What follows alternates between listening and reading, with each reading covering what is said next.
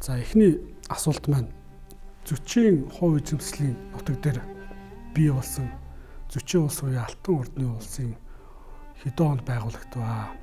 Зөчийг яг судар өчигт хувь хүн талаас нь бичиж үлдээсэн зүйл байдгүй. Энэ талаар. За энэ Алтан одоо биднээс бол Алтан ордны улсыг их яриа сурч жинхэнэ одоо улсынхаа нэр бол зөчийн улс. Зөчийн улс одоо байгуулагдах үндэс суурь бол мэдээж одоо зүч хаан хүүтэй холбоотой. За бүр одоо зөчийн улс байгуулагдсан цаг хугацаа гэх юм бол одоо хэд хэдэн одоо хүртэл одоо ингээ маргаж байгаа л да. Оросын түүхчд байна, Казахстаны түүхчд, за Татарстаны түүхчд маргаж байгаа. Зөчийн байгуулагдсан цаг хугацааг хамгийн эхний он нь бол одоо 1206 онд их Монгол улс байгуулагдаад за Чингис хаан өөрийн дөрвөн хүүдэд газар нутгаа тасдаж өгөхөд тий зөчийн улс үүсэх үндэс суурь тавьжээ гэж одоо үздэг.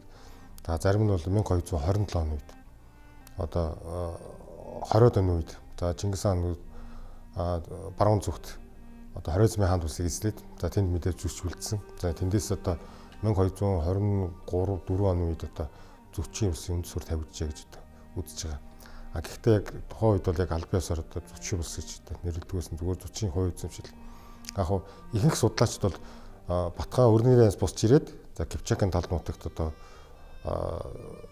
эргэж ирж суусан 1242 оныг бол зөчийн одоо улс одоо байгуулагдах үндэс суурь гэж үзээд байгаа. Тэгээ ихэнх судлаачид ер нь 1242 онд үзээ яваад байгаа. Зөчийг хувь хүн талаас нь үлдээсэн зүйл өгдөгөө. Мөнх гүйг хаан шиг яг тийм нуруутай тийм хүн байсан гэдэг. Тэгээ ер нь байгаа одоо судрын чуулган дээр байна. Тэн дээр бол зөчийн тухай одоо маш их дэлгэрэнгүй өгүүлсэн байгаа. Зөч хідэн хүүхэдтэй, хэдийн их нэртэй, хүүхдүүд нь ямар их нэртэй, ямар хүүхдтэй бүгдийг ингээд судрын чуулган дээр өгүүлсэн мэт. За мөн дээрээс нь Казахстан болон одоо энэ Оросын зөчийн тухай хаан зөчий гэдэг маш олон ном гаргасан байгаа. За тэр юм номнууд дээр ингээд харахад ерөнхийдөө нөгөө яг нийтлэг нэгнээсээ тийм хуулбарлаад авсан. Нийт биднес мэдгэж байгаа бол зөч бол одоо Чингис хааны ач. За тэгээд эцэгтэйгээ муудалцаад за тэнд үлдээд сүлд бараг одоо ингээд нас орсон гэдэг нэг тиймэрхүү бичсэн байгаа. Ерөнхийдөө Монголд бол байхгүй. Ганц нэг жижиг ном байгаа. Орос одоо Европ. За тэр Казахстан бол зөчийн тухай ном бол нэлээд байна. За зөч маань 1227 онд 42 настайдаа тэгээд өвчний улмаар нас орсон гэж ярьдаг те. Гэхдээ зөч маань өөрөө төрхөөсөө авахгүйлаад их амьдралын зөрчилтөө нэрнээсээ авахгүйлаад бусад хүүгүүдийн адилаар бас амьдраагүй тэгж харагдаад байдаг. Тэгээд зөчийн нөгөө амьдралынхаа сүүлийн жилүүддээ тэр цагаатадаа бас их зөрчилтэй байсан. Дүүд цагаатадаа зөрчилтэй байсан. Тэгээд Чингис хаан аавтайгаа бас зөрчилтэй байсан. Аав нь нөгөө их уралдааг зарлахад би өвдөж гинэ гэд ирээгүй байдаг. Тэгээд Гүмлямын номон дээр баг Чингис хаан хүүгээ баг хүн явуулаад алуулцсан гэсэн байдаг. Энэ үхлийн шалтгаан нь ямар? Зөчийн үхлийн шалтгаан. Ер нь зөч гэдэг хүн энэ хорвоод мэндснээс хойш эхлээл онцлог таавар шиг амьдралыг туулж ирсэн мэт.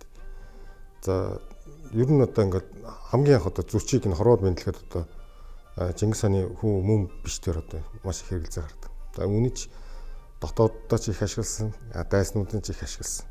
За гэхдээ Чингис хаан хизээч зөчийг өөрийнхөө одоо хүү биш гэж үзэж байгаа. Миний хүү хамгийн том хүү. Зөчөөс бүхнээс илүү хайртай. Тэгээд зөчөд одоо хувь иргэн одоо цэрэг өгөхөд зөчөд хамгийн их одоо 8000 иргэн хүртэл үржижсэн. За тэгээд яг уу зөчийг одоо бүртөгийн одоо Чингис хааны одоо хатан бүртөө одоо бие давхар байхдаа мэрэгдүүдэд азлаг за тэгээд дараа нь ирээд одоо зүш гарснаас эхлээд маргаан эхэлж байгаа юм л да таавар. За миний хувьд бол ингээ үзэж яхад яагаргүй одоо зүч бол Чингис хааны хүү. За тэр нь одоо нуус товчоон төрөлтөл байгаа. Юу гэсэн хэр Чингис хаан тэр тойролгонд жамх хоёр дээр очтой миний эхнэр хүүхдийг мэрэгдүүд одоо озлаа авчлаа. Тэгээд авахд туслаач гэдэг нь шүү дээ. Тэгээ миний эхнэр хүүхдийг гэдэг чинь эхнэр хүүхд гэдэг чинь жирэмсэн тий эхийн эвлэлд хүүхэд нь байгаа гэдэг мэдээд мэдсэн учраас миний эхнэр хүүхэд гэж хэлсэн байгаа. Тэрнээс жирэмсэн биш байсан болоод тий миний эхнэрийг авах туслаач гэдэг шүү. Тэгэхэд миний эхнэр хүүхэд гэж. За тэгээ хүмүүс зүч гэдэг нэр дээр их маргаал зүч жоч тий.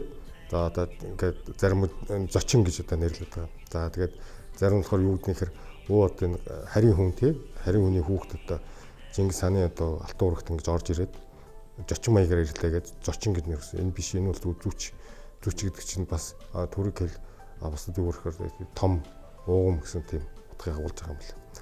За тэгээд зүч бол одоо мэдээж одоо хааны ууган хүүгийн хувьд бол хаан ширээ тэгээд залгамжлах улам магадлал өндөртэйсэн. Гэвч одоо дотоод бусад хүүхдүүдийн асуудал гарсан. За мэдээж энд бол цагаатаа бол одоо зүчийг тий одоо мэрэгдийн хүүхд гэх зэрэгээр хад үзэж. За үүнээс бол маш их хэрүүл гардаг. За хамгийн сүүлд дээр хаан ширээний хүнд одоо залгамжлуулах уу гэсэн асуудал дээр зүч одоо цагаатаа барилдаж явсан. Гурав нэг алах дээрээ тулж ирсэн. За энэ бол одоо энэ үед тулуу салгаж өгөөд дундыг өрнөлж ирсэн. За тэг өөрөөс бас мэдсэн. За би ер нь одоо ингэж хаан ширээн суух юм бол одоо эцгийн оронд хаан болох юм бол за энэ би болоод манай алтан урагт хойш бидний өрөөд нь хоорондоо тэмцэлдэг юм байна гэж одоо зүч болсон. Энэ бол зүчийн маш том одоо ухаалаг шийдвэр. Энэ яг гэдэг маш том хагарлыг зүч намдааж өгсөн. За тийм учраас Хорезмын хаан тусыг байлдан дагуулт үед одоо өөрөө тэнд тэр нутагт үлдээх гэж одоо хэлсэн. Тийм учраас зүч одоо тэнд үлдсэн мэд. За тэгээд өөрийнх нь хувь эзэмшил одоо Чингис хаан урд хэлсэн. За чи эндээс нүдэнд харагдах газар хүрэх нэг өөр юм болгож аваа. Тэгээд одоо зүчл эцгээ үдэж мордол өөр одоо харийн нутагт нэг үлдээд тэрнээс хойш ер нь эцэгтэйгээ уулзаагүй. За тэгээд яг сүүлд түрүүний таны асууж байгаа тэр хуралдтай одоо ир гэж одоо шаардлага руусан. Гэвч одоо тухайн үед зүчийн бие мэйл бас тийм таагүй байсан. Өвчтөйс үнэхэр өвчтөйсэн. Булан агнж аваад одоо морноос унаж бэртсэн байт юм. За үүнийг бол Чингис хаан бас хэнийг нэгтгэхэд нь одоо таныг алж одоо зүч хаан ширээ суух чинь хов зөөсөн. Дараа нь тэр мэдээ хүргэж ирсэн үнийг хайгаад олоогүй. За тэрийг бол одоо Чингис хааны тэр ойр орчмын хүрээний дундаас гарсан тий. Одоо цагаатайхны зүгээс ч юм уу тий. Эсвэл өгөөдөөгийн зүгээс ч юм уу гарч одоо зүчийг аль бол хаан болгохгүй гэсэн аргаар дундаас гаргасан яриа болов гэж боддtiin. Тэгээд мэдээж одоо Чингис хаан зүчийг одоо буулгаж авч цэргэлд мордохоор шийдэжсэн боловч одоо дөрүүлээд зүч одоо эцгээс өмнө өнгөрлөөс мэдэрсэн. За үүнд одоо Чингис хаан гашууж харамсан тухай одоо сурвалжууд өгүүлсэн байдаг. Дараа нь тэр Оросын археологчид зүчийн одоо монгол нээсэлтэй. Тэгээд 46 онд. Тэгээ нээхэд үнэхээр одоо баруун гарна байхгүй. Тийм одоо Бандураг бол зүйлгүй баруун гарна хүний саруугаараа байхгүй. Тий гэмтэлтэй энэ бол яхаар гоод гэмтлээс болж одоо тий нас орсон. Тэрнээс Чингис хаан одоо хүүгээ тийм алах хүн биш. Алаагүй.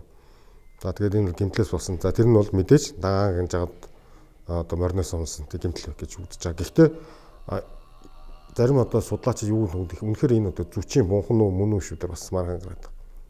Зүчийн бунхан гэдэг яг юур нотлох юм гээд. Тэнд энд зүчийг оршуулах гэсэн нэг ч өгүүлбэр байхгүй. Тийм учраас одоо бас эрдэмтэд бас энийг эргэлзээд үнэхээр зүчийн бунхан мөн үү биш үү гэдэг дээр одоо хив аач. Маргаан дэдэд бас судлаа гэдэг юм уу тийм их асуудал бас яригдчих. За зүчийн дараа түүний 2 дугаар хүү Бат өв залгамжилсан тий. Батын ерөн хов хүн талаас нь бас төрсэн зүйл байдгүй. За өгөөдөө хаан бол хичнээн зүчтэй жоохон зуршилтэй байсан ч гэсэн Батыг аягүй их дэмжсэн байдаг тий. Тэгээд Ахмад хөвгүүдээ аян данд Батыг цэргийн эргэлэн захирагчаар болгож явуулсан байдаг.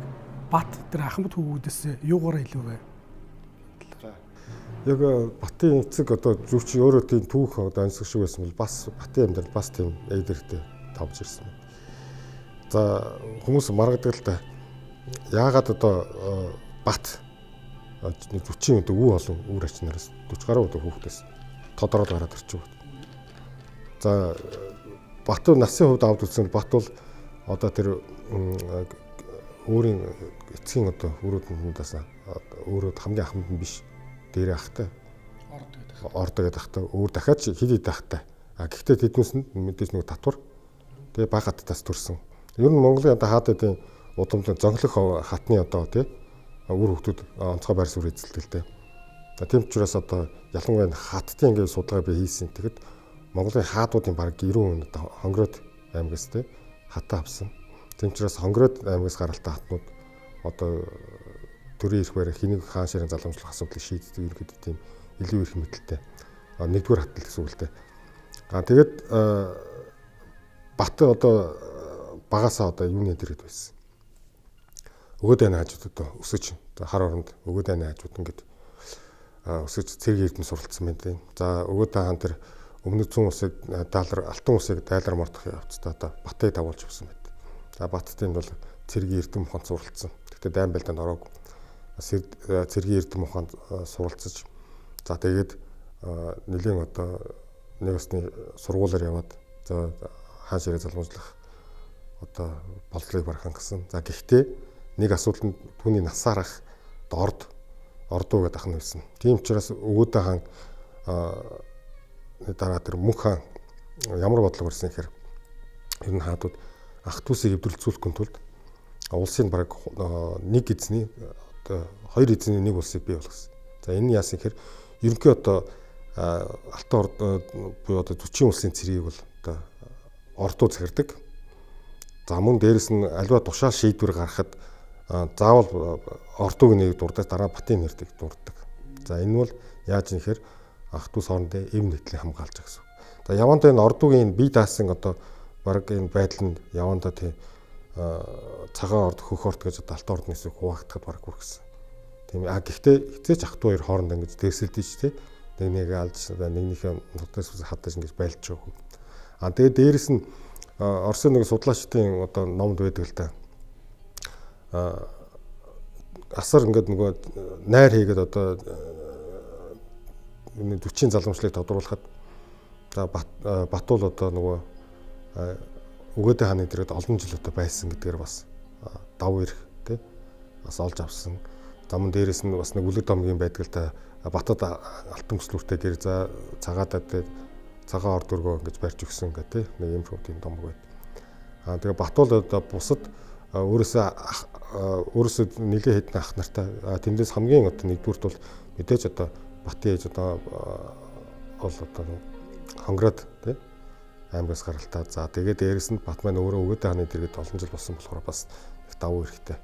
Тийм ч учраас манай хаадсан дээр үед одоо нөгөө төр залгамжтай улсууд бэлэг оюуны шалгалтлагал та төрөл бүрийн зүйлэр тий. Тоолох юм бол одоо Чингис хаан хинээр хаан ширээ залгамжлуулах гал дөрвөн хүүхдээр марахад за цагаатай мэрэгэж мэдээж эртгээд өгшин тий 40-тай мархал та 40 бас барилдаж авал. Гэтэл тэнд өгөөдөө дундын өрнөлөө сууж ирсэн. Тэгэхэд Чингис хаан бол ажиглаж байгаа шүү дээ. Энэ өгөөд бол их дундын өрнөлт төвч юм байна гэдэг. Яг тэр шиг бүх зүйл дээр ингэж Бат шалгарч гарч ирээд. За хуулиасаар Алтан ордын улсын одоо хаан ширээ залгамсан. Мөн дээрэс нь баруун зүгийн ахмад түмэндээ аян дайнд бол Батуу бол голлох үүрэг үүсгэсэн. Гэхдээ бас энэ дайнд баруун зүгийн дайнд явахдаа анханаас нь дайныг командлагчийг юус томилоогүй л дээ. Тэгээ энэс бол том асуудал гарсан. За энэ бол одоо Баттай нас цэцүү бараг ах гэж хэлж болох одоо гүйг бүрийн эднэстэй одоо Бат одоо тэнд муудалцсан байдیں۔ Найран дээр хүртэл хэлсэн байдیں۔ Энэ насаар дүү батлаа ахунд одоо төрүүлж хондог барсангүй бол Батын дээр гүйгээ хэлсэг байд. За мөн дээрэс нь энэ одоо үе тэнгийн олон хан хүүгүүдийг аян дайнд явахд анханасаа хэний яг захирагчаар одоо хин цэрэг командж авах гэдэг одоо шийдвэрийг бас өгөөд хаана алдаа хийсэн. Тийм ч учраас хоорондоо маргалдаж за зарим тохиолдолд тэр Оросын нэг зарим хотуудыг эзэлж авах хүртэл хоорондоо маргаан гарч одоо хүчин тарамдж ирсэн. За энэ бүгд манаас алдаа юмаа гэж ойлгоод за зүүн хойд Оросыг эзэлсэн дараа өмнөд Орос руу явахаас өмнө нэг өвөлдсөн. Тэн дээр одоо Батыг яг аль биесээр одоо бүх зэргийн одоо командлагчаар өгөөд хаан томилсон. За тэндээс мэдээж гүйг одоо буцаад одоо хаашаа шийдвэрлэх гэж явсан байна.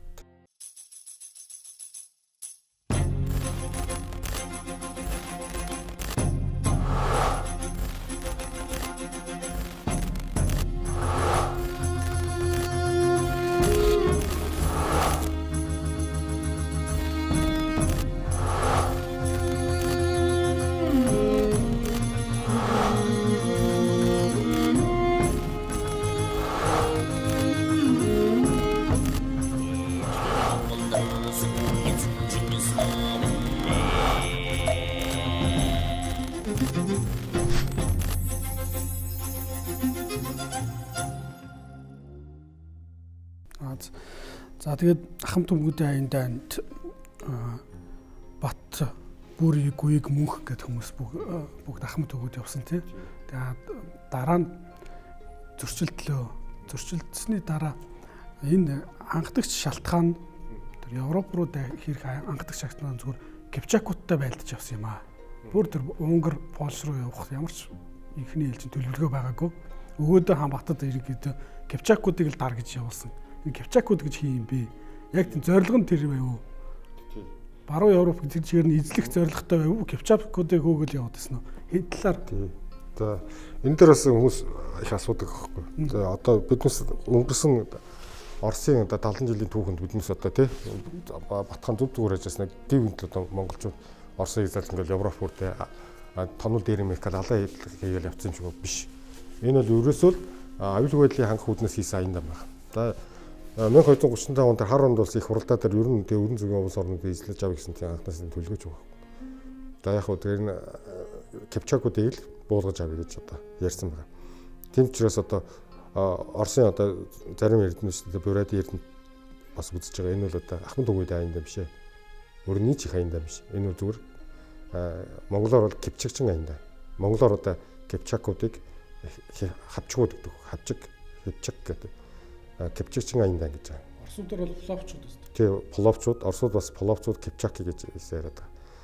За энэ Кипчаки энэ бол яг яхааргүй Кипчак аян дам байсан. За Кипчакууд гэж юм бэ? Кипчакууд гэх юм бол одоо энэ одоохын ойрхон баг энэ манай Ханганы нуранаас газар өмнөд тэнгис үрсэн өргөн нутагтай бүр тийм хаант ус байсан. Кипчак хаант ус. Дотор маш олон өвгтэй. За Гүнлэв намдар үүснэр бол бүгдийн нэгтгэдэг одоо нэг зүйл нь бол түргэл хэл. Тэрнээс дотор маш олон үндэсний ясны төлөөлөл орсон тийм хаант ус байсан. Нүүдэлж. Гэхдээ бас нүүдэл суурин хэрэгжил хосолсон. За тэгээд замд нь бас ижил мөрний Булгараад байгаад бас Булгарын том хаант ус байсан. За тэгээд энэ Кипчакууд бол ерөөсөө анхнаасаа Монгол өстөнд байсан болсон л та. 1221 он тэр Хорезмын хаант усыг байлдан дагуулж явах үед Хорезмын хаан одоо Мухаммед шахыг Каспийн тэнгисийн эзгүй харлуур зүхтагт нь тэр юу болсон нөгөө үнэнч Кипчак зэргүүд нь хамгаалж явсан. Кипчак зэргүүд хамгаалж явсаар байгаа тэр юунд авчиад монголчуудын гарт үгэлгүй одоо Каспийн тэнгисийн харалтаа нуус. За одоо мөн Хорезм шахын их тэр Хорезм шахын одоо их нь бол бас Кипчак гаралтай.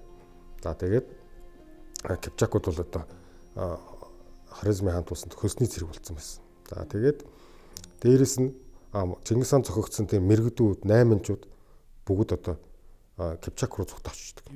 Ивэлд нөтсөн. Тэгээ биднээс одоо Чингис хаан удаадараа мэдээлэл хүргэж илчилгээсэн.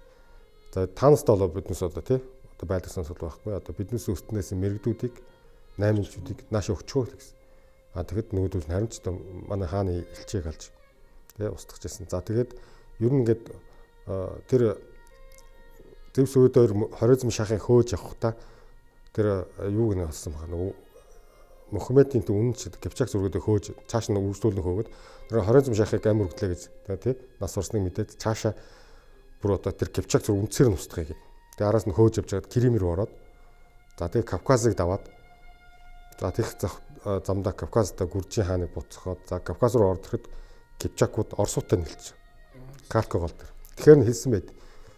Зевс өгөөдөө хөөгөл явуулсан. Манай Монгол цэргийн үндэсний стратегийн дарчин бол дайснаа үр үндэсгүй устгах. Тэгээ дээр нь хорссон. Яагаад тэгэхээр тэр барихжсэн хааныг бариулахгүйгээр бүр дайнч ард юм авч явсаар хагаад ингээд монголчуудын гарт үгэлгүй Каспийн тэнгист ингээд аваадсан.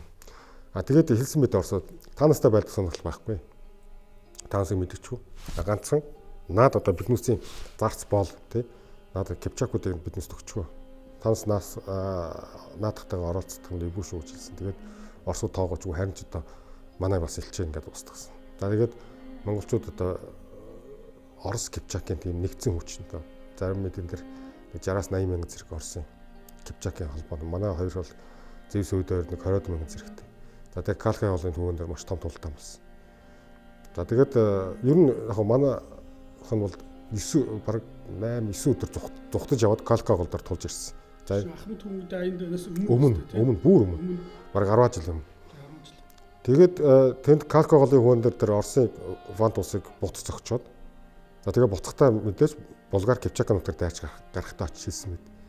Энэ бол Кипчак болон одоо ижил мөрний Булгар маш том хаан тус байна. Энэ хизээ нэгэн цагт одоо манай аюулгүй байдал ноцтой занлахыг учруулах юм байна.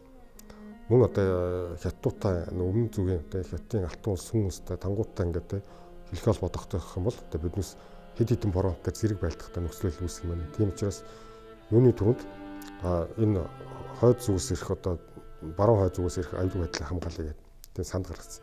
За тийм учраас одоо харуунд хуралдаагаар Кипчакуудыг номтохоор явуулсан. За гэхдээ дандаа хаан хүүгүүд явуулсан. Яг тэр бүгд хаан ширээнд одоо мэдээж нэр дэвшсэн тийм. За мөн хаан болох магадaltaй гэдэг.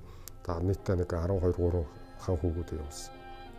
За тэр хаан хүүгүүдийг бас нэг 90 дарж тийм хооронд зохицолтойг нь бий болохын тулд одоо нэг алдартай жанжин одоо Сүбэдэ Баатрыг хамт явуулсан байна. За тэгээд энэ эхний аянд бол мэдээж одоо энэ ижил мөрөн Булгарууд Кипчак хөрөлүүд манайхан 2 фронтоор зэрэг дайрсан.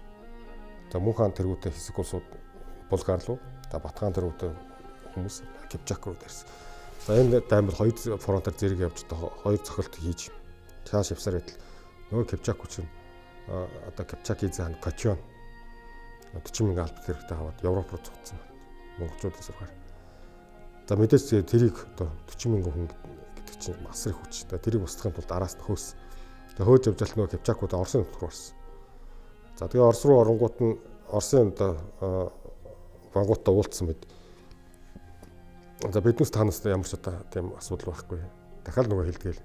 Биднес тэр дайсан Кипчакуудыг л одоо устгах. Танаас биднес харин тус болоод одоо агт морь те хүн хүчээр туслаач гэсэн нөгөө хамгийн түрүүнд Ерезианы ван тус Оросын гэж улсыг байгаагүй шүү дээ. Жижиг ван тусууд Ерезианы ван тус манай элчийг алдсан. Одоо Монгол төрийн одоо нэг том юу чинь монголчууд үзэж чаддаг юм. Төрийн одоо элчийг гүнээс үнд ямар ч тийм өршөөл байдаг.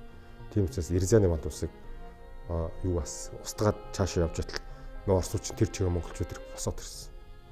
За тэгээд Орос бол Монголын одоо тэр их цэргийн зөвхөн одоо тэр Кипчак хөөх аян дайны зөвхөн нэг одоо үзүүртэл одоо өртцсөн байхгүй. Өртцсөн. Тэрнээс Орос руу тусгаасан дай хийв. Тэгээ Оросыг ингээд зууралдаж дай хийж явсаар хагаад нөгөө Кипчакууд чинь Европ руу орж байгаа. Тэгээ Европ руу монголчууд 1941 онд Польш руу орж байгаа. За 3 замаар зэрэг орсон. Польшоор болон за тэгээд дараа нь тэр Өрмөний голоор ороод нэг нь бол Унгараар ингээд 3 чиглэлээр орсон мэт. За тэгээ Польшод 1941 оны тэр 4 сарын 8-нд чинь шаа лигнисийн тултаанд одоо ялаа. За дараа нь 2 өдрийн дараа шаая гол дээр Унгарыг буцах чинь Европод чинь 2 өдрийн дотор бараг 100,000 хүн алдчих монголчууд. Гэтэл монголчууд Батхан маань эндээс Монголоос явахдаа 30,000 зэрэгтэй л явсан.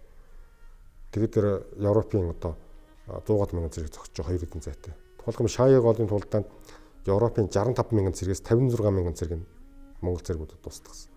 Энэ л маш аимшигтай одоо хохирол. Гэтэл Монгол зэрэгээс түүхэнд үзэхээр 1000 зэрэг л өгсөн. За тэгээд цаашаа явсараад Кипчакууд дахиад хөөгдсөн. Дахиад хөөж явсараад хамгийн сүүлд нэг Кипчакууд мань хаана очив гэхээр Турк руу орсон. Одоо яг өнөөдрийн Туркийн тэр одоо Стамбул тэр хавцаа хойгоор очиод одоо сургалт ирсэн. Хэрвээ одоо өгөөд хаан нас орсон тийм мэдээ ирээгүй бол яг Турк руу орохоор бэлэн байсан байна. Австри Венатын гадаа за мөн тэр газар зүүнний тэнгисийн ирэг дээр ингээд Монгол зэргүүд очсон байсан. Гэвч одоо өгөөд хаан нас ирсэн мэдээ аваад Батхан яаралтай зэрэг аваад одоо хойш нутг руу утсан. За энэ бол одоо Европчуудын хилээд байгаа шиг тэр цаг агаар тэгэл монголчууд хүч чадар суларсан асуудал маш том асуудал болсон. Энэ бол юу гэхээр өгөөд гуйг Батхан хоёр муудалцсан. За тэр хоёронд асар том ус зангигдсан.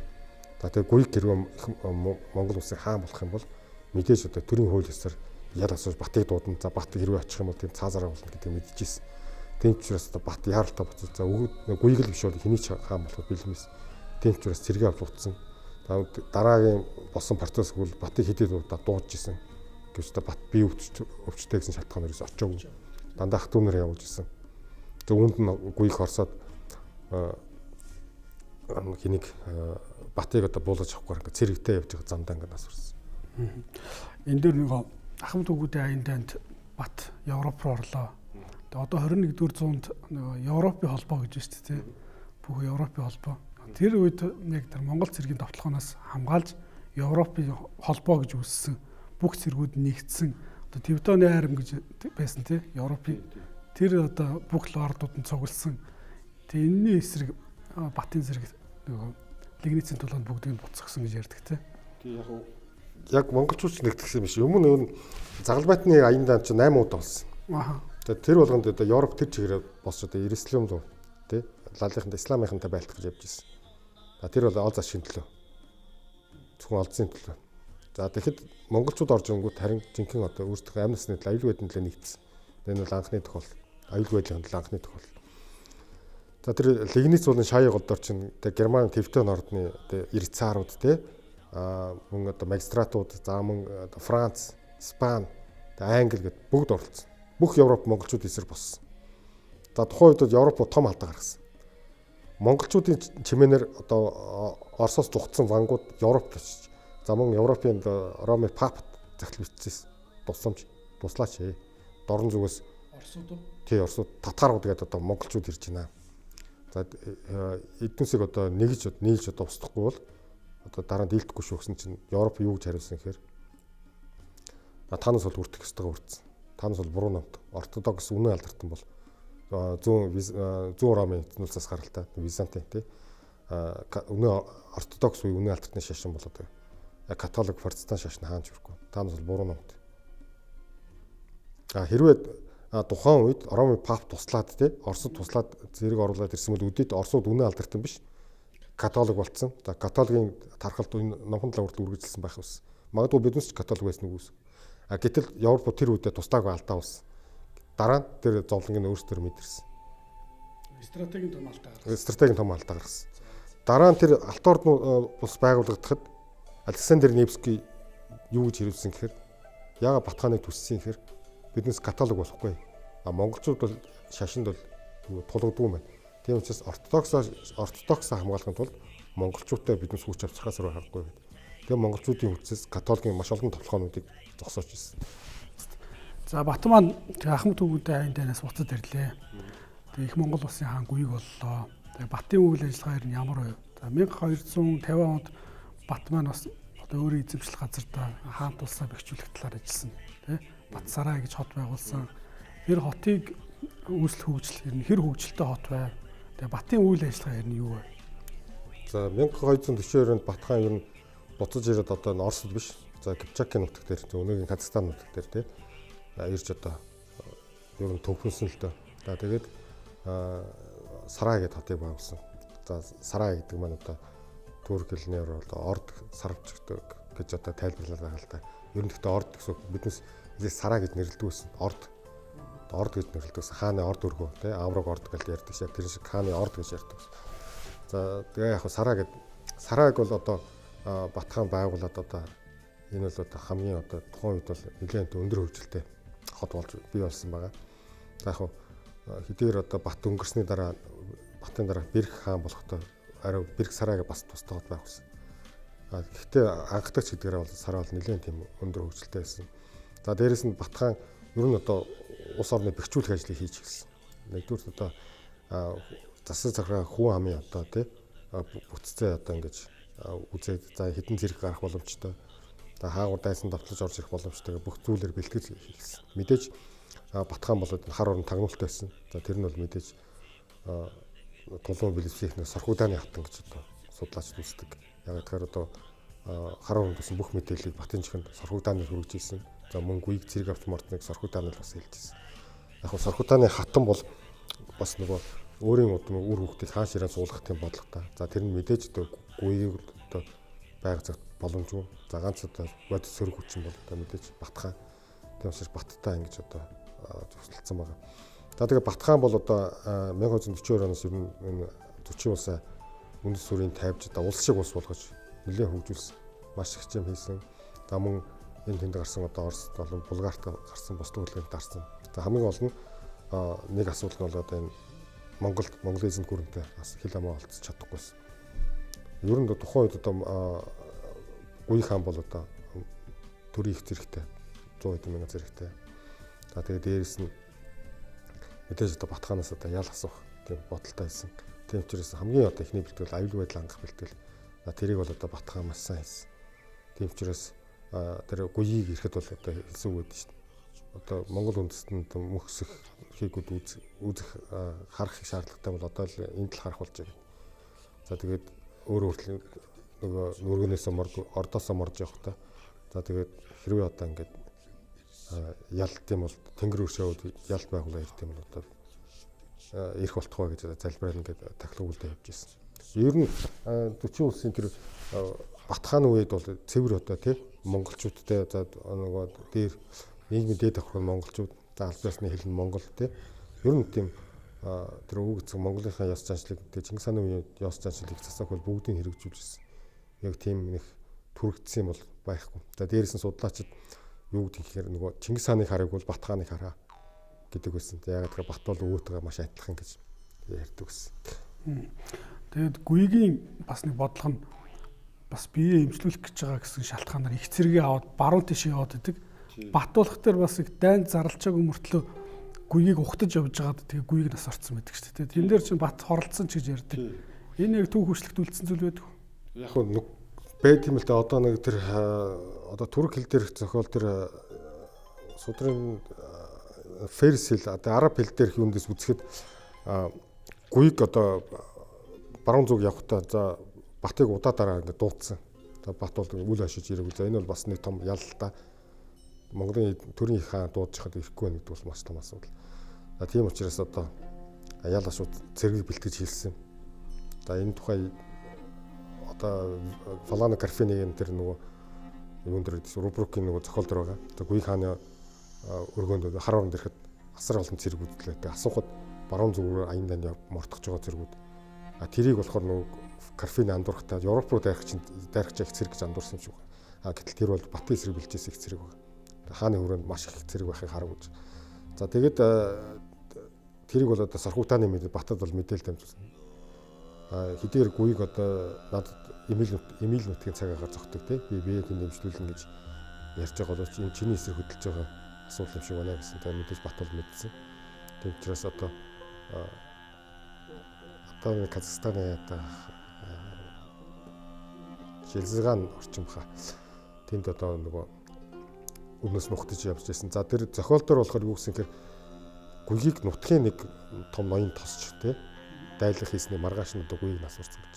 За мэдээж тэр нутгийн ноён хэн байл гэсэн. Мэдээж Батхааны завар хордуулсан байж магадгүй гэж үзэж байгаа. За тэгээд тэр хүн хордуулсан ч бай Батын захиалгаар ч бай өөрөө сайн болох гэж хордуулсан ч ямарсан Монгол болох гэсэн том иргэний дайныг зогсоож чадсан. Маш олон цэргийн аймнаас урсах байсан. Бат бас хэдийгээр одоо Сүбэдэ яваад өгсөн байсан ч гэсэн Батад бас тодорхой хэмжээний томхон жанжтнууд байсан. Тэр нөгөө жанжин одоо хин Бурундай ноён жанжин, Боролдай жанжин гэж байгаа Баатар. Одоо энэс хол маш олон жанжид байсан. Тийм учраас нэлээд том хэмжээний одоо дайн гарахаас сэргийж чадсан болов гэж бодож байна. За тэгээд Гүйг маань насарчлаа. Тэрний дараа Бат аюулгүй байдлаар ирэхэд өөрийнхөө улсын хэмжээнд хангацлаа шүү дээ, тий. Тэрний дараа ингээд Мөнх хаан их Монгол улсын хаан боллоо. Мөнх Батын харилцаа нэлээд сайн байсан. За тэгээд Мөнхийг нас орсны дараа Батд ч гэсэн ерөнхийдөө нас ордог тийм үү. Батын бас үхлийн шалтгаан нь юу вэ? За дээрэс нь энэ Батын дараагийн хаан өөрийн хүү нэг Сардаг бас шуудлахгүй бараг жил хаан болол өгсөн байдаг шүү дээ. Энэ шалтгаан юу вэ? Ер нь өөхөд хаанаас бараад ер нь Бат бол одоо Алтан уургийн дотор хамгийн ахмад нь болсон. Ер нь нэг жил нөлөөтэй том хүн болсон. За тэгээд дээрэс нь өөрийнхөө эзэмшил улстай болцсон. За тэгээд Батыг хаан суулгах гэж одоо маш олон хүн хичээсэн. Тэгээд өөрөөс бодож ирсэн хэрвээ би одоо хаан суух юм Монголын эзэмшил хаан суух юм бол том зөрчил нь бас ойлгож ирсэн. Тэгээс бас дэмжлэг авах нь юу л бол гэж бодож ирсэн. Тийм учраас өөрийн одоо тийм тоглоомын тий одоо тоглоом гэж гэдэг юм өөрийн дуулууртаа өөрийн гаргаж ирсэн тийм бэлдсэн үнийг гаргаж ирэх шаардлагатай байна. За тэр нь мэдээж хайсан чинь мэдээж одоо тулуу биш энэ тулуун хүн одоо Мөнх. За Мөнх одоо Бат хоёрын харилцаа бол одоо маш эртнээс холбоотой. Тэр Орос руу дайрж хахад бол одоо маш эвтэй найртай. За хоорондоо эвдэрлэж байгаа сүнгүй ихтэй муудалж ирсэн. За дээрэс нь Батад амнасыг авсан ч юм уу одоо маш олон мэдээллийг Мөнхийн ээж одоо Сархутааны хатан бас өгчээсэн. За мөн дээр нь Сархутааны Бат хоёр бас нэлээд тийм ажил хэргийн одоо тийм нэлээд холбоотон болцсон байсан. Тийм учраас одоо мөнхийг одоо хаан суулгах асуудал дээр бол одоо Батхан бол тууштай зогссон. Бүр одоо тэр Монголын түүхэнд анх удаа Эрдэнгийн хөдөө харалт одоо их хуралдааг биш, Монгол нутагт биш, хар хуранд биш. Одоо тэр Кипчакийн талд одоо хуралдааг зарлаж хуралдуулсан. Гэхдээ тэнд бол өгөөд амтлах нь очоогүй. За тэгээд мэдээж одоо мөнхийг бол зүтгүүлсэн. За тэгээд удаа дараагийн тийм хилцээрийн нэг одоо маш олон одоо дарамтчхалт тийм үр дүнд одоо мөнхийг хаан ширээнд суулгасан байна. За мөнх бол хаан ширээнд суугаад Батууд бол маш их эрх мэдэл болгосон мэт. Ба өөрийнх нь дайснуудаа хариу одоо бодох тийм одоо эрх өгсөн. За тийм ч учраас Батхан одоо өрний дайнууд өөрт нь муудалцсан. Тэр одоо гуйхтай хамт байсан арга сууны хүүд бүрий за мөн одоо бусад улсуудаас бол нэг өшөөг авсан мэт. За бүр амруу чулууж их залсан ч гэж үү. За ер нь өгөөдөн талынхны ерөнхийдөө ингэж одоо тулуун тал угсаа за зүчийн тал хоёр нийж өгөөдөө угсааг бол үндсээр нь дарж авсан.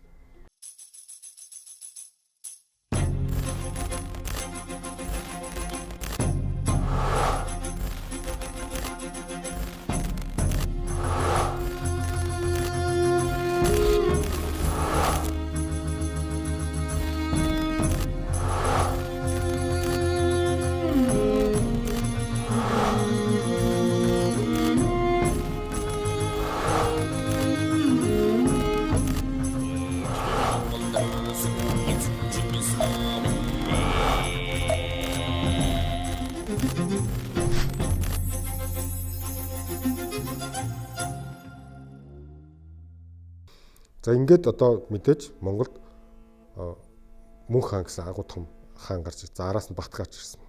Үндсэндээ энэ хоёр бараг хамтарч төрөөр гэх юм уу да. Тим хүм маягийн тим сонин юм тогтсон байт. За Европын жуулч хэлсэн байт юм л да. Жишээ нь эдгээр Бат өөрөө тим мөнхийг гаргаж ирсэн ч гэсэн бас эрх мэдлийн хүрээнд загардмал. Одоо жишээ нь Баттай Бат бол биеийн асуудал шийдэхгүй. Энийг Монголын эзэн гүрний өгөөд хаан тий мөнх хаан шийднэ гэдэг мөнх рүү явуулж ирсэн. Мөнх болохоор юу гэж хариулсан гэхээр Бат бит хоёрын эзэмшлэхэд наран уурхаас наран юу мандах нарны цэцэргэд руу цэцэрлэн дэлгэрч ийн гэдэг хэлж байна. Заавал хамт хэлж ирсэн. За энэ бол нэлээд тийм зузаан болж. За тэгээд Батхан бол нэг хэсэгт бол одоо авилга болсон. Гэвч одоо өгөөдөө хаанаас ороод удалгүй одоо биш ээ. Батханаас ороод Батханаас орсны дараа бол одоо хаан ширээний асуудал гарч ирсэн. За мэдээж бол Бат бас олон хүүхэдтэйсэн. За эндээс бол Улагчийг Сартгийг хаан ширээн суулгасан. За уугна. За Сартаг хэдийгээр одоо хаан суусан ч гэсэн хар урам орчоо буцаж ирэх хар уранд очиж их хаанаас одоо тий мөнх хаанаас одоо Бат хааны залгамж гэдэг аль биесны статус одоо залгамж томилгооны бичиг авч ирээд юунд нас орсон мэт. Сараад хот дээрээ. Тэгээд Сартгийг замдан тэр бэрхийн дүү бэрхчрийн нутгаар дайрсан мэт. За дээр бэрхчрийн нутгаар дайрахт нь бэрхчэр хор өгч одоо Сартгийг устгасан гэдэг. За энд бол мэдээж бэрхийн одоо оролцоо байгаа гэж судлаачид үздэг. За тэгээд Сартан гэж өнгөрсний дараа удаач дөрвөөрөг өнгөрснийхэн дараа Улагчийг басан гэж гаргаж ирсэн байна. За Улагчийг гэдэг нь бас эргэлзээтэй. Батын хүүхдүүд, эсвэл Сартгийн хүүхдүүдтэй бас маргаантай одоо тодорхой. За Улагчийн бас нэг жил хүрэхгүй бас суугаад ингээд нас урсан. Балчир байсан л та. 7-8 настай. За тэгээ энэ асуудал бол дахиад нөгөө монголчуудын дунд байдаг эвдэрэлцийг тавьсан. Батын нөгөө бэлэвсэхнэр боргоч хатан манд одоо хиний одоо бэрхийн одоо занал дайсан их хаад улсаас одоо очиж тий хөлөг хаанаас хүртэл ингээд тусламж одоо авч юу оролцсон мэт. Хаан ширээнд одоо суух гэж оролцсон мэт. За тэгээд эднээс болж баригдаж сааслуулсан байгаа. За тэгээд өөр одоо гарц хин хаан болох үед дээр гарц хайсан чинь бэрхэл байна. Батын дүү бэрх. За бэрх яагаад хаан болж өгөхөр нэгдүгээр мөнх хаан маш тийм итгэлтэй болсон юм. Мөнхийг хаан ширээн суухад бэрх бол аюулгүй байдлыг хангаж Бат хаан бүр тэр хуралдаад орцоогүй шүү дээ хаан ширээн эслэлд. Бэрх бол одоо 30 мянган зэрэгтэй очиж за мөнх хааны бүх аюулгүй байдлыг хангаж за мөнхийн эсрэг болсон тэр зэвсэг бослогыг дарж за мөн дээрэс нь итгэлийн нэлээд олцсон. Тийм учраас одоо мөнх бол одоо бэрхийг одоо хэдийгээр ах дүүсээ хордуулж авсан чинь тэрний орог сонсоогод төдий тий мэдээгүй яагаад бэрхийг одоо хаан тавьсан мэт. За бэрх бол одоо хаан болонгуудаа ахын тэр хотыг үгүйсгээд өөрийн гэсэнд бэрх сарай гэдэг хотыг дахиад шинээр байгуулсан. За тэгээ бэрх хааны үед одоо алтан ордноос бол цэвэр исламчсан л та.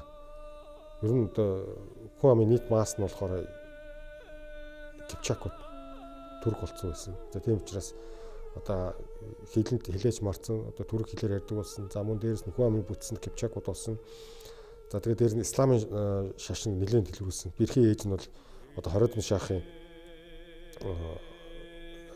шахын хүү. За Жилал адын гэдэг одоо нөхрийн дүү охинтой бол одоо бэрх суусан гэдэг. Тий. Тэгээд бэрхийн ээж. Тий. Тэгээд ээж нь тэр өөрөө хүмүүс бэрхийг хүмүүжүүлэхдээ багаас нь исламын шашинтай хүмүүжүүлсэн. Тийм ч учраас одоо исламын шашинтнуудыг нухчинд харж байгаа тэр хөлөг хааныг үзэн ятгад хүргэсэн. Тийм учраас энэ хоёрын хооронд хэдэж одоо эвлэрэхгүй том ан цаг барьж одоо дайныг эхлүүлсэн байт. Тийм учраас одоо бэрхийн үед одоо алтан ордноос бол цэвэр исламч бүр эхлэн болсон. Энэ дэр нэг Оросуудыг яриад байгаа нэг татар Монголын дарлал гэдээ яриад идэх шүү дээ. Тэгэхээр энэ дэр нэг асуулт гарч ирж байгаа нь Чингис хаан зүчтэй 4,000 өрх буюу 8,000 монголчуудыг ингээд өглөө шүү дээ. Тэгээд тэр монголчуудын хүн амынхан ихэнх нь татарууд байсан юм уу? Яагаад ингээд татар Монголын дарлал гэдэг татар овг аймгийг ингээд онцолж яриад байгаа. За тийм энэ ер нь Европод монголчуудыг анх монголчуудын сурч юмэл татарууд гэж нэрлэж эхэлсэн байна. Яагаад гэвэл бид монголчуудын өссөн дайсан бол татар биш шүү дээ. Татар аймаг шүү дээ. Гэтэл яагаад татар гэвэл энэ чинь хэд хэдэн ном байгаа. За нэгдүгээр энэ европчуудын дунд нэг домог байдیں۔ Дорн зүгтний тийм тамийн хаалга байгаа. Тартгар гэдэг тамийн усууд. Тэрийг үүдэх хоёр том нохоо манд гэл тээ. Энэ бол бас нэг хувилбар. Нөгөө нэг хувилбар нь болохоор татаруудыг одоо Чингис хаан тэрний тэнхлэж чицуулаа бүгдийг хадаад байсан юм байхгүй. Татаруудыг бол одоо Чингис хаан түрүүн ярьлаа шүү дээ нөгөө зүчид хувь болгож өгсөн. Тэгэхэд татаруудыг хамгийн түрүүнд одоо юунд явуулдаг гэсэн. Одоо байлдаанд хамгийн түрүүнд ордог татарууд. Толгоон сэргэл айлганчаар тэгж явж байхдаа Европынхаа дайралтсан бэл. Торгуулын сул юм тийм. Тэгээд дайралтсан биднээс одоо Монголын их зэргийн татар аймгийн зэргүүд явж байгаа гэж нэрлсэн. За тэрүүгээр төсөөл татарууд гэж бас нэрсэн нэг хувилбар байна. За тэгээд нөгөө грек хэлнээр тартар бол ингээд тартар буюу татар ус гэдэг янз янзын нэршил байгаа л да. Одоо хүртэл энэ дээр яг тайлбарлаж чадахгүй ус. Яг хуу энэгээр нийлээд одоо нөгөө Европын чинь нөгөө татар Монголын одоо дарлал гэж үздэг байгаа. Тэрнээс бол биднээс чинь нөгөө татарууд биш монголчууд. За энэ 1262 оны Кавказын нурууны Каспийн тэнгисийн хажууд Дербентийн тулаан гэж болсон тийм. Энэ хүлээгүй хаан бэрх хоёр ингээд тулсан. Энэний шалтгаан нь юу байв? Энэ тулаан дээр нэг хин ингээ ялагч болов. Тэгээд энэ нөгөө юуны эдгээр чинь тэгээд шашны юм байв уу? Тийм. За 40 ус алтан ордноос хоёр бол бараг 100 жил байлцсан. Хоорондоо. За 100 жил байлцсан. За энэ дайн тулааны бараг ихэнхт нь ил хаан тус. Одоо тий хөлөөгөө улс одоо ялсан байдаг их тулаанд нь хөлөөгөө улс алтан ордноос ялагдчихсэн. За энэ хоёрын бэрх одоо хөлөг хоёроос их анх зөрчил гарсан. Энэ хоёрын зөрчил бол одоо маш олон зүйлээс үүсэлтэй л дээ. За хэд хэдэн одоо асуудал. За нэгдүгээрт бол энэ цэвэр шашны зөрчилтэй болсон. Бэрх хаан бол одоо исламын шашинтай. Хөлөөгөө болохоор одоо исламын шашинт нь тааг бантдаг. За ээж нь сургадаа наатан бол одоо тийм Христийн Нестор шашинтай байсан. За үүнд их одоо дургуутсаж бэрх загтал хүртэл бичижсэн мэдээ. Одоо мөнх хаанд исламын шашинтнуудыг хитрхи одоо ингэж хөлөөгөө алж устгаж байна. Энэ бол одоо байж боломгүй доромжл гэж үзэжсэн. За хоёрдугаарт газар нутгийн маргаан байсан. За тэр газар нутгийн маргаан юу гэхээр одоо энэ Дербентийн хөндий тэр хөндий чинь адуу мал бэлчээхэд тохиомжтой маш сайхан газар нутг. За энийг бол мэдээж хин 40 ус бол одоо авах ёстой гэж одоо нэгсэн. За үүнийг бол мэдээж сэрэг дайн зориулт болохоор хөлөг ус өгөхгүй гэсэн. За энэ бол мэдээж дайны олзноосоо болж болоодж байгаа. 3 дугаарт нь болохоор үл итгэлцэл байдлаас бас бий болсон байна. За тэр нь үл итгэлсэн юу болсон гэхээр Хүлүүг хаан Багдадыг 1250 онд Багдадыг тэр байлдан дагуулах явцдаа Монголын харьяа улсууд бүгднээс цэрэг татсан. Тэгэхэд Алтан ордны улсаас бас нэлээд тооны цэрэг татсан. Гэвч одоо тэгэд хараал хийсэн гэсэн шалтгаанаар Алтан ордны улсын бараг Алтан ургийн хаан хүүгүүдийг одоо Хүлүүг хаан цаазар авсан байт. За мөн дээрэс нь Бэрх хаан тэр цэргүүдээ тэр Багдад руу явуулахдаа ийм үг хэлсэн бэл. Хэрвээ ямар нэг асуудал болвол та нас зүхтахтаа өргөл одоо зүүн зүг рүү ш дорн зүг рүү одоо баруун зүг рүү Момлёко нутг руу цухтаараа хэлсэн бэл. За тэгээд нөгөө толгойлж явсан жанжтын хараал хийсэн тагнуулын сэргээд Хүлүүг цаазарангууд цэргүүд нь шүн цухтаад юу руу явчихсан бэл. Нөгөө одоо яг ил хаатын өөрсдөх нь зандалтайсан Момлёко руу цухтацсан. Египт рүү цухтсан. Мамлюк руу зугтсан. Бас их дундын ясайсан. Тий. Тэгээ Мамлюк руу зугтана гэдэг дайслуун зугтана гэдэг чинь бүр ингээд уурна хүрч. За энэс болоод ингээд ерөөхдөө ингээд муудалцаад. За энэ анцаа болоод маш олон жил үлсэн. За тэр Дербентийн төмөр хаалганы тулдаан бол түүгэнд алдарсан бүр хоёр талаасаа баг сая шахам зэрэг оролцсон болсон гэж янз янзаар ярьдаг. Тэгээ сая зэрэг оролцсон бол байхгүй. Тэгээд хоёр талаас өсрөөд нэг 200-300 мянган зэрэг орж ирсэн тийм том тулдаан болсон. Тэгээ энэ тулдаан бол одоо тэр хэний Бэрхийн үед ингээд Хүлүүг хоёр ч ойр ойрхон нас орсон шүү дээ. Тэр хоёрын дараа ч гэсэн үргэлжлэл хийсэн. Явсаар хамгийн сүүлд 1300 одоо 57 оны үед за Узбек Жанибек хааны хүн одоо тий Бердибекийн үед л одоо дуусч одоо Жанибек хааны үед үнэхээр энэ хоёр улсын дайнд дууссан байт. Тэгээ их их дайнд тулаанд нь одоо ил хаад улс ялсан байт. За 1266 онд Бэрх хаан маань гээд тасарлаа. Тэгээ Бэрхийн үхлийн шалтгаан нь юу вэ? Дээрээс нь Бэрхийг бас яг удам залгах хүүгүй байсан гэж ярьдаг шүү дээ, тий. Тэгээд энэ талаар ямар нэг юм үлдсэн байдаг. Судрын чуулган дээр бол Бэрхийн хүүгийн талаар юусоо дурддаг л дээ. Яг тэгэхээр нөгөө судрын чуулган маань яг ил хаан тусын түүх зохиосон. Аршаад тэр нэгнийг үзэж чаддаг. Тэр судрын чуулган дээр бүрт байдсан шүү дээ. Хэрвээ Аллах таалах юм бол яг Бэрхийн тухай өгүүлье гэж байна. За яг Аллах таалах бол Бэрхийн тухай өгүүлнэ гэдэг. Тэгээд аль болох Бэрхийг муулах тэр жүжигчин улсыг муулах үгүйсэх хандлагаар тэр судрын чуулганаар бичсэн мэт. Харин эсрэгээр өөрсдийнхөө ил хаад улсыг магтан дуулж идэв бичсэн мэт. Бусад Оросын сурвалжууд нэг үзэж хахад Бэрх хааны хүүтэй байсан гэж байна. Тэгэхээр тэр нь тийм тодорхой өвчнөр өгсөн юм уу? Эсвэл хаан шир одоо залгамжлах тий одоо чадлагүй байсан юм уу? Тэгээд одоо удам зал хүргүү болоод. За тэг яг Бэрхийн үхлийг бас хордуулсан гэж янз бүр яриад юм лээ. Тэр Оросын нэг уншиж хаад Бэрх хааны одоо хэний тушаал Хүлүүгийн тушаалаар одоо хордуулж авсан гэсэн тийм байлээ. Гэхдээ яг тийм бол баталгаа байхгүй. Тийм хөл. За Бэрх хааны дээр Мөнх төмөр гэж хаан болсон. Мөнх төмөрийг Алтан ургийн хаан, Алтан ургийн удам хүн мөнөө. Тэгээ Мөнх төмөрийн үед бол Мөнх төмөрийн бодлого юу вэ? Хэдэн жил хаан болов? За Мөнх төмөр бол цэвэр одоо яг Алтан ургийн за зүчийн одоо Батын одоо Батхааны тий бишээ Мөнх төмөр чинь зүчийн одоо яг хүүхдийн ачин гэсэн үг. За тэгээд Мөнх төмөр бол одоо хаан болоод одоо Алтан ордны улсад маш том шинжил хийсэн л дээ. За Мөнх төмрийн үед анх удаага зүчин улс маань бие даасан тий улс олж эхэлсэн байна. За 1259 онд тэр талсын чуулган гэж одоо хийсэн байна. За тэр чуулган дээр бол Алтан ордны улс, за Цагаатаа улс, за Өгөөдөө улс гэж яриад байгаа. За Өгөөдөө удмынх нь оролцсон том хуралдайсан. За энэ хуралдаанаар бол юу гэж гаргасан гэхээр хин нэгнийх нь нутаг төсвөрт Монголын эзэн гүрнээс халдан довтлох юм бол хамтарч дайтнаа. Тий одоо Юан гүрний зүгээс. За тэгээд хин нэгэн аюул тохиолдол хамтарч туслан. За мөн дээрэс нь Цагаатаа улсын газар нутгаас хувааж авсан байт. Хүчээр тэгээд талсан шалгана. За Өгөөдөөх нь авсан Алтан ордны улс авсан мөн Цагаатаа улсыг гомдоохгүй тулд ил хаатай байлдаад дуртай газрыг эзэлж авах гэсэн тийм одоо тунхаг гаргасан. За тэгээ мөн дээрэс нь анх удаа Мөнх төмөр хааны үед төчийн улсад хүн амын тоолдог хийсэн. За дээрэс нь Оросуудын талаар одоо баримтлах бодлого одоо хэрэгжүүлсэн. За ялангуяа Оросуудыг яа татвар авах уу? За сум мэдээ хэрхэн ивент итгэв те. За мөн Кавказыг байлдан дагуулгаад Оросуудыг авч явж та те. Кавказ аяндад оролцуулсан бид.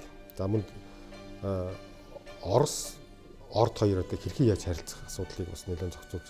За мөн сум мэдийн одоо татвар авахгүй байхдаа сумыг яаж хөгжүүлэх гэх бүх асуудлыг одоо Мөнх Төмөр хаан гаргаж ирсэн. За Мөнх Төмөр хааны хаанчсан жилүүд гэх юм бол одоо яг судлаач ингээд талтаа Монголын эзэнт хөрнөөс салан тусгаарлах ажиллагаа эхлүүлсэн. Гэхдээ Мөнх Төмөр бэрхийн үед Мөнх Төмөрийн үед салан тусгаарлах ажиллагаа явагдаагүй. Яг та түүнээс хойш 1312 онд Узбек хаан хүртэл одоо Алтан ордноос маань Монголын эзэнт гүрний харьяа гэдэг хүлээн шөрөөд за Юан гүрэн жил бүр халуун барьдаг. За тэр үед тухай Юан гүрэн цэрэг авч өгдөг. За мөн дээрэс нь Юан гүрний одоо эзэн хаан Монголын эзэн хааны зөвшөөрлөнд дагуу Хятадын 3 мужаас татвар авдаг. Хаа байсан тэр Хятадын 3 мужаас татвар авдаг. За мөн Орос болон одоо энэ өөр эзэмшил нутгаас хувь өгдөг. Монголын эзэн хааны хувь бол одоо энэ Алтан орд энэ нутгад бас зөндөө байсан. За Мөнх Төмөр хааны одоо хаанчлалын жилүүд тухай бол сая нэг Оросын нэг хийсэн одоо орд гэдэг тийм Алтан орд гэх кинонд яг гарч байгаа. Тэн дээр бол яг Мөнх Төмөр хаан хэрхэн одоо хаан шин. Тэгтээ яг уран сайхны хэтрүүлэгтэй. Гэхдээ процесс бол яг тиймэрхүү маягаар авсан. За Мөнх Төмөр хаан бол мэдээж одоо бэрх сонголт байгаагүй. Тийм учраас одоо Мөнх Төмөрийг одоо сонгохоос өөр Мөнх Төмөр хаан үед бас юутай Илхаатай амьд байхад сонгогдсон. Ер нь бэрх амьд байхдаа Мөнх Төмөрийг ерөнхийд нь одоо бэлдэжсэн. За тэгээд Илхаатай байлжсэн танд зогссон. Яагаад гэхээр Хувилаа хаан тэр эвлүүлсэн. Мөнх Төмрийн үед бол Илхаатай их байлдан ерөнхийдөө ингэж зогссон байт. За тэгээд тэр Оросын түүхт үзүүлснээр Мөнх Төмөр хаан одоо өвчнөр одоо тэнгэрт талсан байна. Мөнх Төмөр хаан ч өөрөө бөөгийн шашинтай байсан. Тийм. Мөнх Төмөр хааны гонцлог юм нь болохоор нөгөө тэнгэр шүтлэгтэй хүн байсан. Хэдийгээр бэрхийн дараа ингээд исламдсан байсан ч гэсэн улс орны ислам байсан ч гэсэн мөнх эзэтэр шашны асуудал ороогүй. Зөвхөн өөрөө одоо тэнгэр шүтлэгтэй болохоор тэнгэртэй харьцаж ингээд одоо тэнгэрт дахлаг өргөж ингээд яг одоо Монгол ёсоор Монгол хэл Монгол соёлоо яг одоо гэв яагаад гэвэл өөрөө нөгөө исламаар хүмүүжөөгүй багасаа одоо мөнх шүтлэгтэйсэн учраас одоо Алтан ордноос хаадыг 60 гаруй хаад байдаг. Ингээд үзэхээр нэг хэсэг бөө тэнгэр шүтлэг, нэг хэсэг нь одоо тийм ислам шүтлэг гэдэг юм холимог маяг ингээд хаад ингээд явчихсан. Алтын хүмүүс алтгийг чинь Нестор шашинтай байсан. Тий. Сартаг бол Нестор шашинтай. Нестор одоо шашны шүтлэг. Сартгийн тэр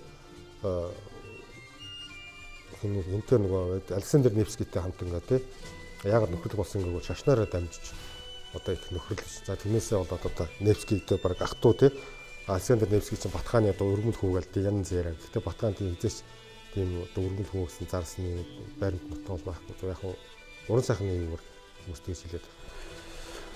За тэгээд Алтан ордны 60 хаан гэдэг төр барьсан гэж байна. Тэгээ хаадуудынхаа онцлог бай. Алтан ордны яг хөгжлийн оргил үеийн Узбек хааны үед гэдэг шүү дээ тий. Энэ талаар Узбек хаан яг хэд хаан бэ? Ямар бодлого баримтлаад Алтан ордны улсыг тийм оргил хөгжлийн үед хүргөө. За Узбек хаан ч хэд юм бэ? За хэний Мөнх Төмөр хааны дараа чинь Тод мөх Дулаабөх гэх хоёр хаан. За тэгээд тэрний дараа Тогтох гэж хаан. За тэгээд Тогтохын дараа чинь яг Узбек хаан гэж гарч ирсэн. Одоо 78 тон болж байна. Тэгээд Узбек хааны үед Алтан ордны улсын хамгийн алтан үе гэж нэрлэдэг. Судлаач бүх судлаач хүлэвчилдэг. Яг тэгэхээр Узбек хааны үед Алтан ордны улс жинхэнэ улс шиг улс байсан. Жинхэнэ хөгжлийн төвөөр төрсөн. Тухайлх нь удаас 1300 одоо 12 он. Гэтэл одоо тэр Узбек хааны тэр одоо үеийн Сарай хотыг гэхэд одоо гадаадын жуулчд гайхсан байна. Одоо жишээ нь Арабын алдарт аялагч Ибн Батута Сарай хотод нэг захаас нь гараад нөгөө зах хүртэл явхад үд өнгөрөхөд хүрээгүй л хэлээч. Асар том хороолтой шашин болгоно тустай хороолтой. Исламын буддыг христих хороолтой. Яг хараарны завгараар барьсан Сарай хотыг.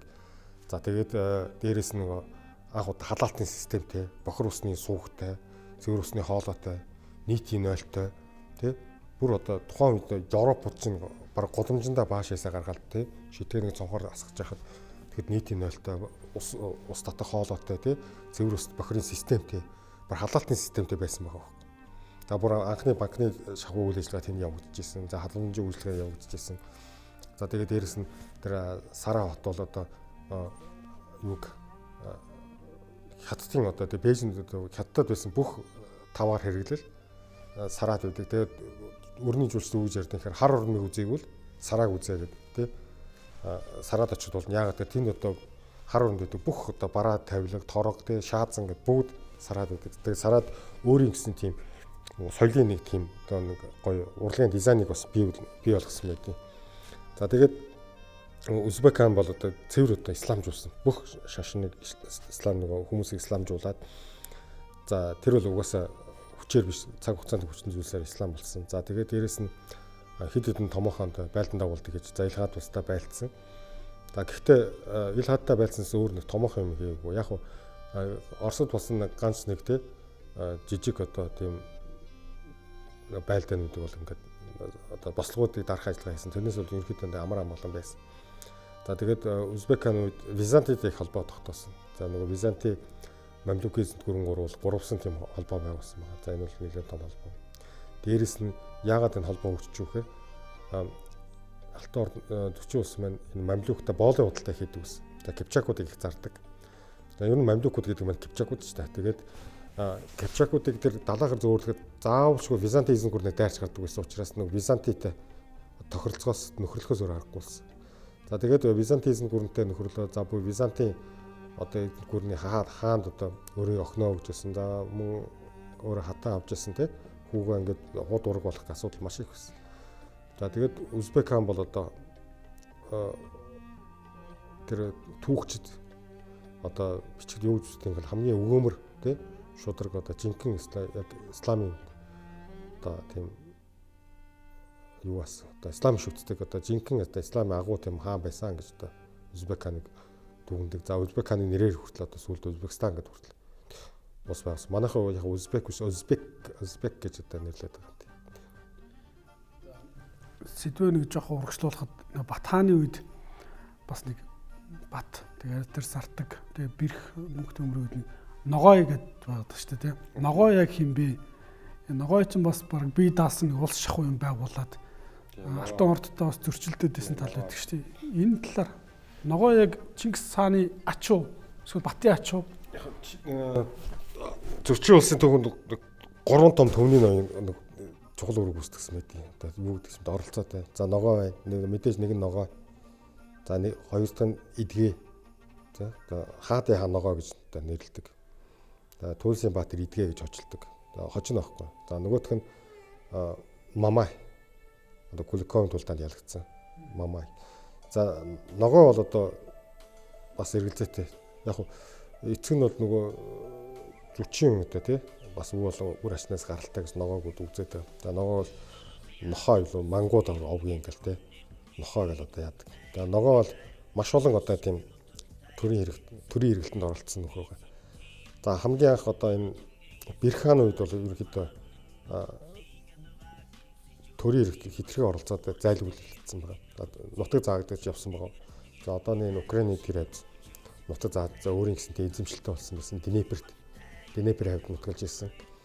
За тэгээд мөнх төмөр хааны үед одоо буцаж төрийн эрх нь гарсан.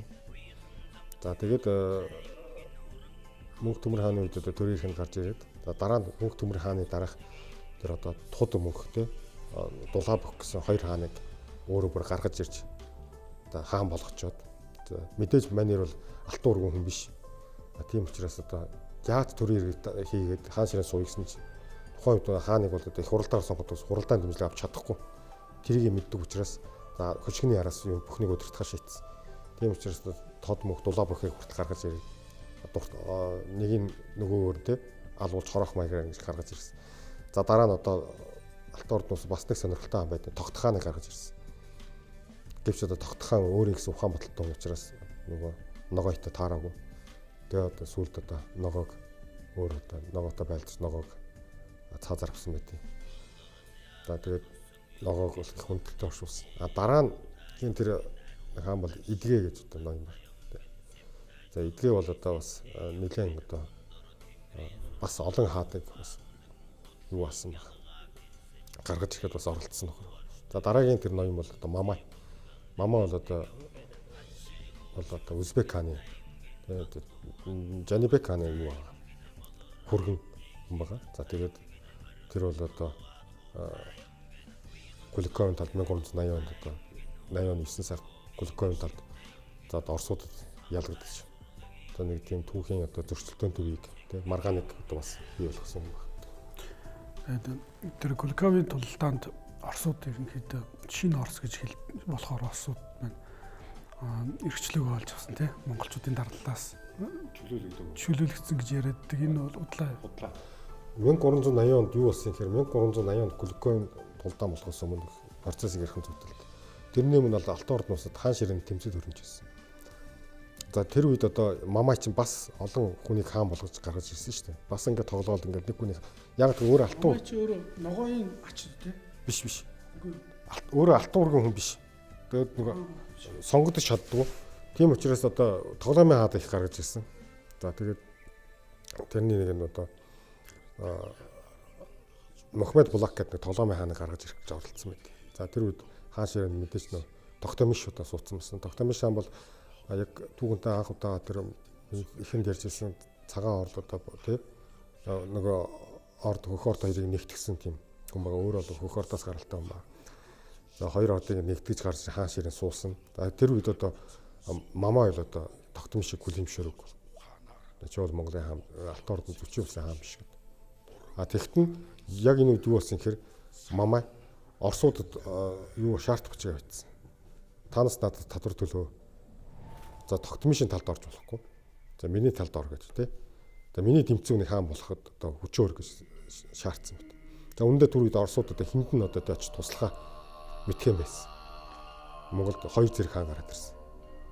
А яг энэ үед одоо Тогтомиш одоо Мамайтай яг байлдахын тодорхой болж одоо зэрэг цуглуулсан. За Тогтомишийн тушаалаар бол Оросын Дмитрий Донский бол одоо цэрэг авч одоо Куликовын тал руу явсан. За мөн Монгол цэргүүд хамт явсан. Мамай болохоор бас өөрөө бас Монгол цэргүүдийг дагуулж Куликовын талд очсон. Ер нь Куликовын талд Пүтин хүртэл хэлсэн байгаа Оросын ерөнхийлөгч Куликовын талд монголчуудтайгаа байлдсан юм аа.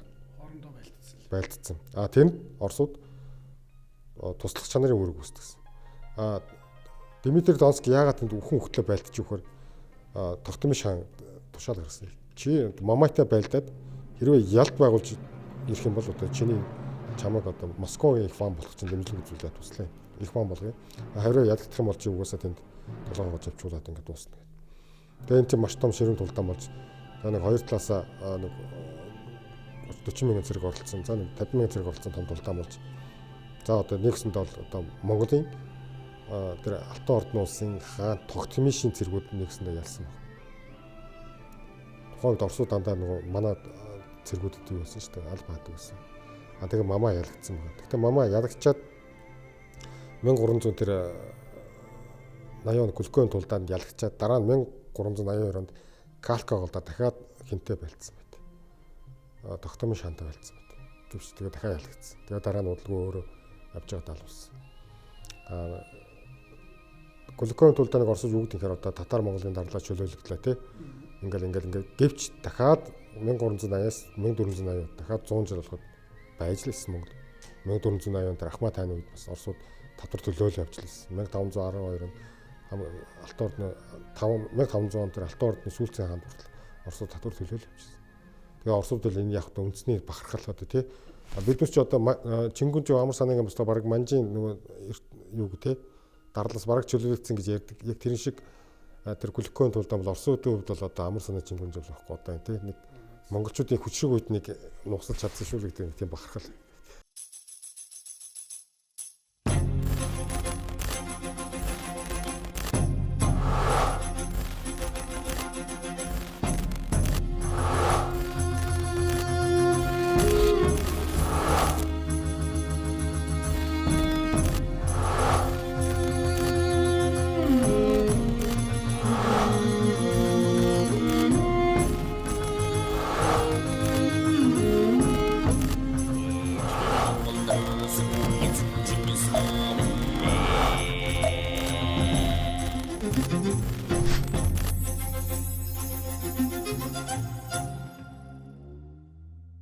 төв хүчлэгт аливаа улсыг хизээ төв хүчлэгийг эхлэхэд хизээ төртөө болсон бэ гэж асуудаг тийм.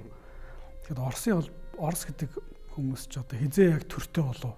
Монголчуудаас хизээ салан тусгаарлаж чадав. За дээрэс нь эдгээр яг тусгаар тогтнолоо олж авсан Монгол Алтан ордны улсаас салж иж тусгаар тогтнолоо олж авсан уу? Оросууд ягаад ингэж томорч том эзэнт гүрэн болтлоо. Тий. Ер нь монголчууд 1237 онд Оросд цөмөрж ороход Оросд 50 гаруй вант улс байсан. Бүгд одоо вант улс ирдэг хот жижиг хотууд. Тэгээ Оросын хотууд яхад жижигхэн одоо модон хэрмээр хүрээлэгдсэн. За тэгээд нэг юм жижигхэн тий. Тэрийг вант улс гэж нэрлэдэг. За 90 тойрны жижиг тосгодог гацаадаг ингэ хяндаг. 50 гаруй Киев вант улс байна. Одоо Киев гэдэг Киев Орос, Владимир, Новгород, Рязань гэл тий. Торжоск гэл тий.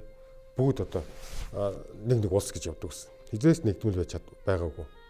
Хамгийн том одоо вант улс нь Киев вант улс. Украин Киев Рус тэрийг Украин гэж байгаагүй. Киев Рус л гэж байсан.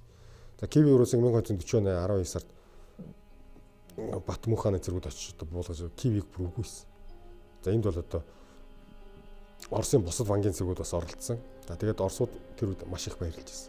Яг тэр Киевийн вант улс мань маш эртнээс байгуулагдсан. Киевийн тэр вант улсын ингээд захиргаанд Киевийн вант улсын даралт байсан Оросын вант улсууд маш их баярлж. За тэгээд тэрнээс хойш одоо түүхэнд хизээч одоо Киев дахиж тийм голлох вант улс байж чадав. Харин тэрний оронд Владимир, Новгород, Москва гэсэн тийм Москва жижиг юм байсан. Жижигхэн нэг юм одоо модон хэрмээр хүлээгдсэн. Нөгөө Москва голын ирэх дээр өдрийн жижиг. За яг манайха Мошка голмол гэл одоо нэрлэл янз зэрэг одоо Мошка гэдэг яг үндсэндээ бол тэр чинь монголчуудыг очихоос өмнө одоо 1100 оны үед Юрий Долгоровский Москва голын эхлэлийг тавьсан шүү дээ. Москва гэдэг чинь нөгөө Баавган Могоо гэсэн тийм Скандинав фин үг байхгүй.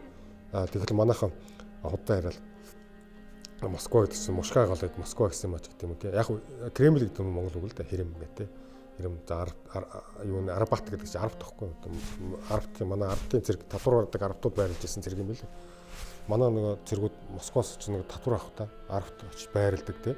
Морал ингэ тавиа байрладаг одоо өөрсдийн тийм буудалтай тийм удамжиг одоо нэг юу Арбат гэдэг хэлсэн юм билээ. Одоо хүртэл Арбат чинь хамгийн шамин тансаг гой бараа зардсан шүү дээ. Гэтэл монголчууд татвар хуваахтай худалдаачдаа дагуулж очиж тэнд 8 панц үсэргээд тэр гудамжтай.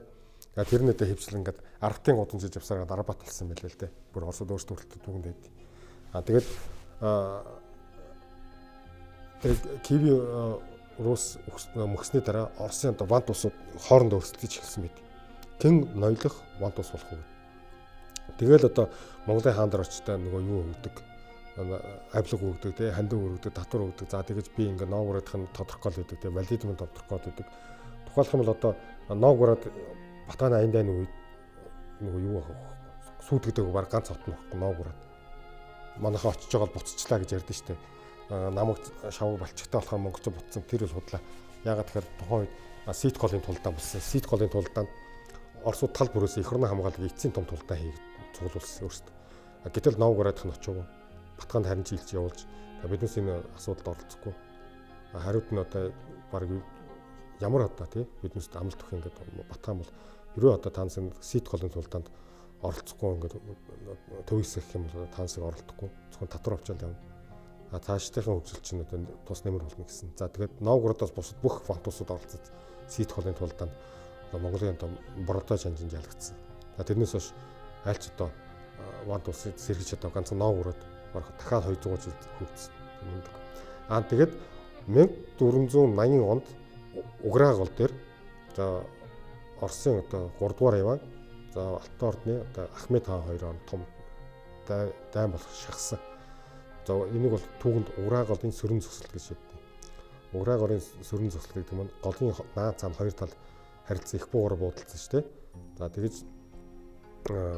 яг байлдах гэж юм үгүй юм шиг нэг газнаас ингээд хийнээс эмээ гэд байж атал Алтан ордны усад Сараа хотод төрийн иргэд гараад Ахмед хаан зэрэг авсан. За үүнийг Оросууд юу гэхээр Татар Монголын дарлаа шүүлэлт эхэллээ байна гэж үзэж байгаа. За үндсэндээ 3 дугаар явны дараа 4 дугаар яваа нүүл одоо Орос 1500 оноос жинхэнэ одоо төртөө усуулж за 4 дугаар яваа анх удаага цайр одоо тий Цезар цайр одоо хаан гэдэг цол эхэлж байна. Эндээс л Оросын төрт ус Яг болж эхэлж. За 4-р яваа маань догшин 4-р яваа маань өөрөө татар гаралтай. Тийм юм байсан. Ер нь одоо Оросын төр тус байгуулсан түүх нэгдсэн түүх гэвэл 1500 оноос эхлэв ингээл. За тэгээд Алтан ордны улс зөчин улсын маань бууранд доройтгуулсан шалтгаан юу вэ? Энэ хаадуудынхан одоо бодлогогүй үйл ажиллагаа байв уу? Угаасаа ингээд үндэсний цөөнх монголчууд ингээд уусаад алгуулсан уу? Яасан бэ? За энэ Алтан ордноос мөх болсон хэд хэдэн шалтгаан байна л да. Нэгдүгürt төрийн тогтворгүй байдал байна. Маш олон хаан солигдсон. 20 жил 25 хаан солигдсон. Нэг жил бүр 3 хаан одоо тий. Бүр зэрэгцэж хаан болж ирсэн. Тэр хэрэг одоо улс орн хямс сөнжсэн. За дээр нь би банк гэдэг энэ төр цэргийн чадварлаг бодлого одоо байхгүй болсон. Төр нь хүчтэй байх юм бол цэргийн бодлого нь хамт тий хүчрэг байж байгаа. Гэтэл төр нь хямраад ирэхээр цэргийн бодлого нь алдагдаж. За нэг тогтолцоо ер нь Алтан ордноос гадны тогтоон бол мөхөө шүү дээ. Дандаа хоорондоо үзээдсэн. Тэгж одоо Алтан ордноос дайрдаг солиот өнж байхгүй. За яг хуу Долдон төмөр ирж одоо 1595 он маань үед ирж тогтмол шанаг бус зогч Алтан ордноос ерөнхийд нэг сулруулж явсан. За тэр бол нэг бас нэмэр болсон. Долдон төмөр тогтмол шир бол бараг ах トゥ шиг байсан байж байгаа хоорондоо бас Монгол ингээд хагаралдаад тэгээ Алтан ордноос Саран хотыг төмөр дээр юм чинь ингээд яваад гисэн.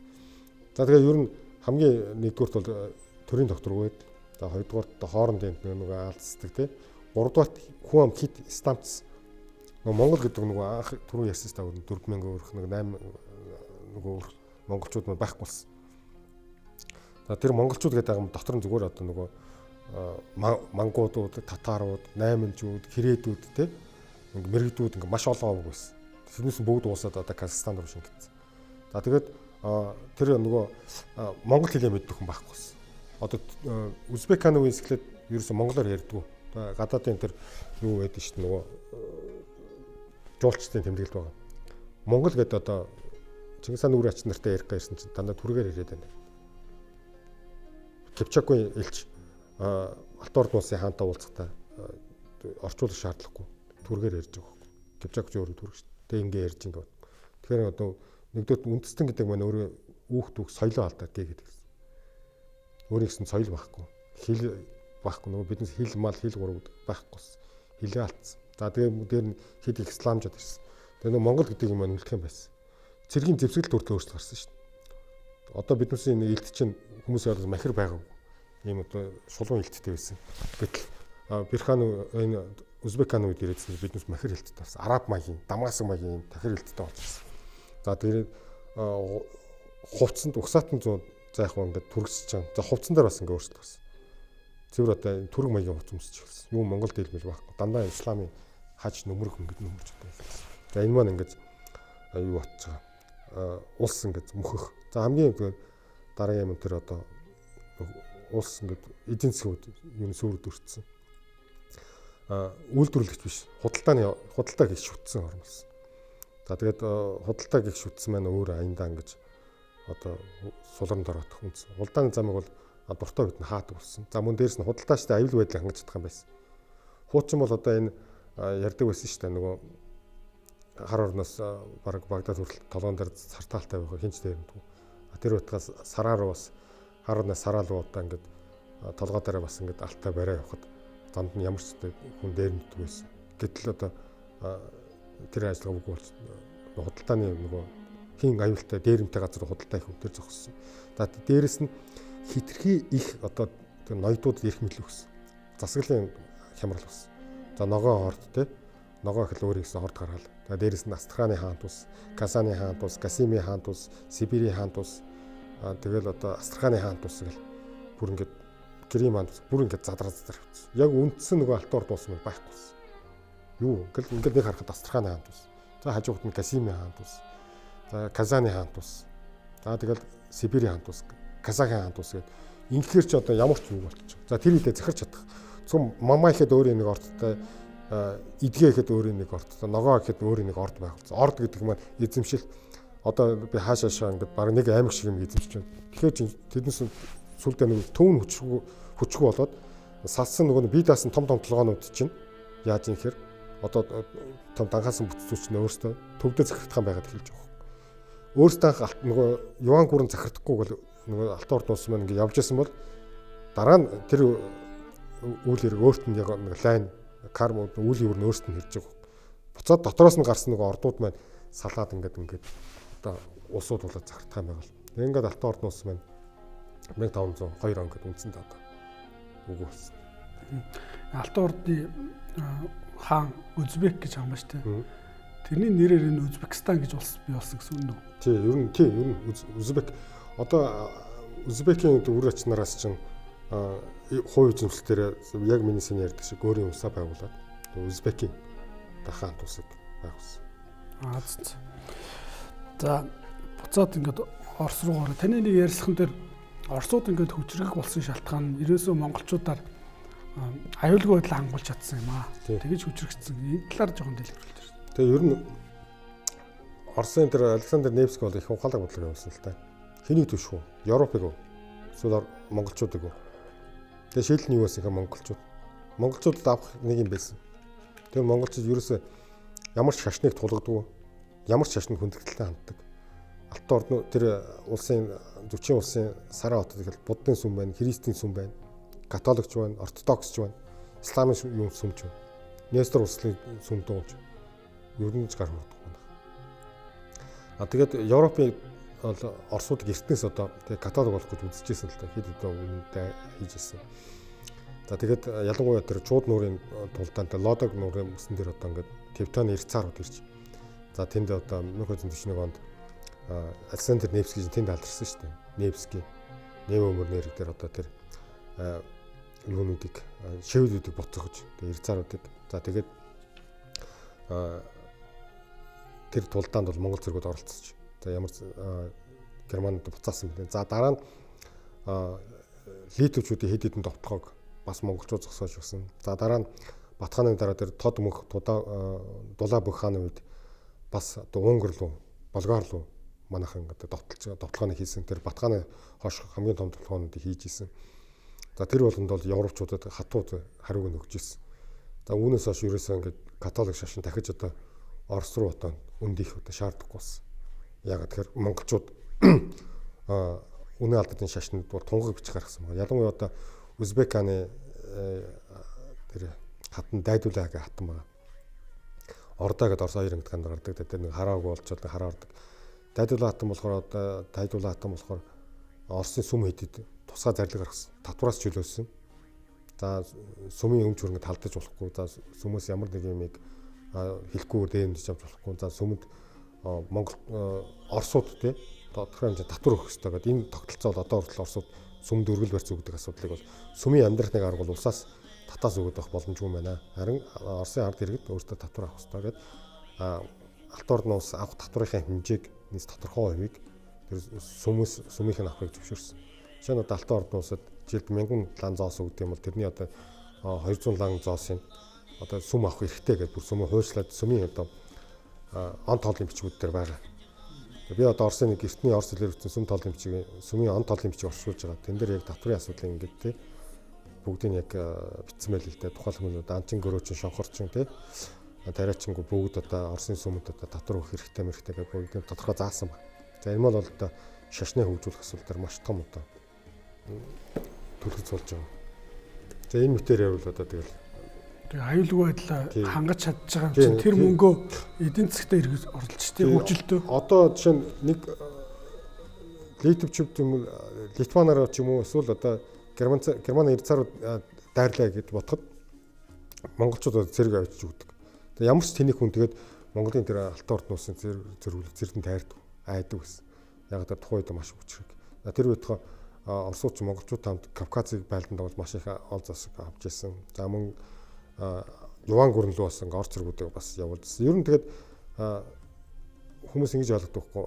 Батхааныг Оросын газар нутаг дээр тий одоо байгаад баг Орос тосгонд ортол ороод тий нэг Орос бүхнийг татаж ангаагаал тэгэл Оросуудыг сайн маажил Монгол тус гарнаа гэх энэ бол судлаа үг. Хэдээс монголчуудын Оросуудаа холдож амьдраагүй. Оросын газар нутаг чи одоо Москва тэр хавил байсан. Тэрнээс наашиг болж ямар ч газар нутаг монголчууд бол Кипчакийн талд. Кипчакийн нутаг байхгүй тэр чинь. Тэнд Кипчак, Булгарын нутаг дээр монголчууд амьдарч ирсэн. Тэр үед Кипчак, Булгар ч Оросоос илүү өндөр өсөлттэй баг 150 хоттой. Тэр том хотууд чинь тэр Бильяр одоо тэр хотууд чинь одоо Булгаргийн хотууд чинь манай Алт ордын улсад ирсэн байхгүй. Тэр чинь эвдэс үүдхээгүй. Дараа нь татвар авах хэрэгтэй гэдэг.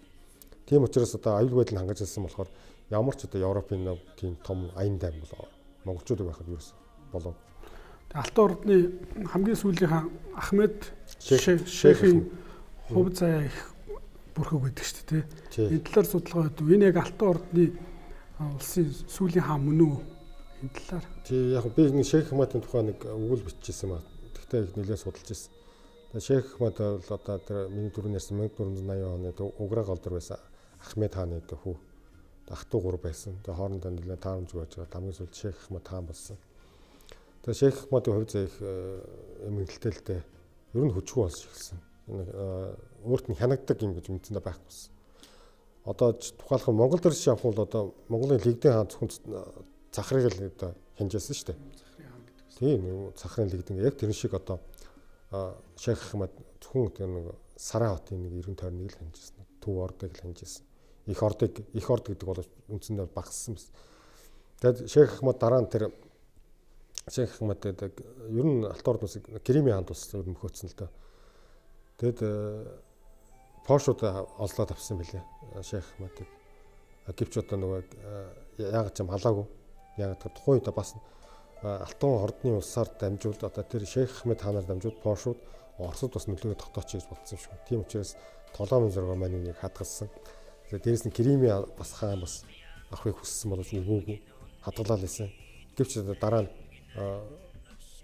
Алтан ордны улс одоо үгүй болж 1502 онд тийм ингээд Кремийн хаанд ус буцагдсан дараа 1510-ад оны орчим хэнийг Шейх Ахмад буцаасан байт юм бэл. 20-ны сулын явсан. Ямар ч ирэх мэдлгүй болсон үнтэй яах вэ? Гэвч одоо сүүлд ганц хоёр мэдээгээр бол хүүтэн хаанд Астраханы хаанд устай хаанчилсан гэж одоо яриад байгаа. Гэтэ Алтан ордны улсыг 1502 он мөксөн гэж бас тооцоолохгүй. Яг тэгэхээр түүнээс салж гарсан үргэлжлэх улсууд байна шүү дээ. Кремийн хаанд ус, Астраханы хаанд ус, Казаны хаанд ус гэх мэт эднүсэн бол яг Алтан ордны ус үргэлжлэл. Саяны таны хэлдгээр Оросуудыг сайн майжвал Монгол бол нэг шудлаа гэж ярьсан тийм үү? Тэгэхээр бас зарим төв хүчлэгд бас Оросын тийм язгууртнаас сэхэтнүүч гэсэн ерөнхийдөө өөрсдөө Монгол цустаа гэж хүлээн зөвшөөрдөг. Тэгээд тэр Борис Годунов, за Докшин Иван, Лев Толстой, Романовын ч бол Оросод болчихсон тийм. Гэхдээ бас холилдсон гэдэг байгаа. Тэгэхээр энэ язгууртнуудын тунд аюу их холилж ирсэн юм шүү. Дээрээс нь энэ чинь язгууртын дунд холилж ирсэн. Тэрнээс нийт хүн амын одоо эгэлж ирэнтэй нийгмийн дунд бол холдог. Манайхан баг тэгж бодоод байгаа. Оросын одоо тосгон бол айл руу ороод хүчээ хийгээл Монгол зүгүүд явал тий. Хүчэндэл тэгээд ингээд юу атсан байна. Монгол цусыг үлдээсэн биш. Харин яагаад тэднээс язгууртнууд Монгол цус холилж өгөөд нэгдүгээр тэднээс чинь эрх мэдэл авахын тулд Монголын зүчийн улсын алтан уургийн охинтой мөн хүүтэй хүүгээ мохно гэрлүүлдэг. Энэ маш том давуу тал. Тэр байтугай Оросын одоо вангуудын одоо ордонд монгол хэл нэг хэсэг мод болчихсон.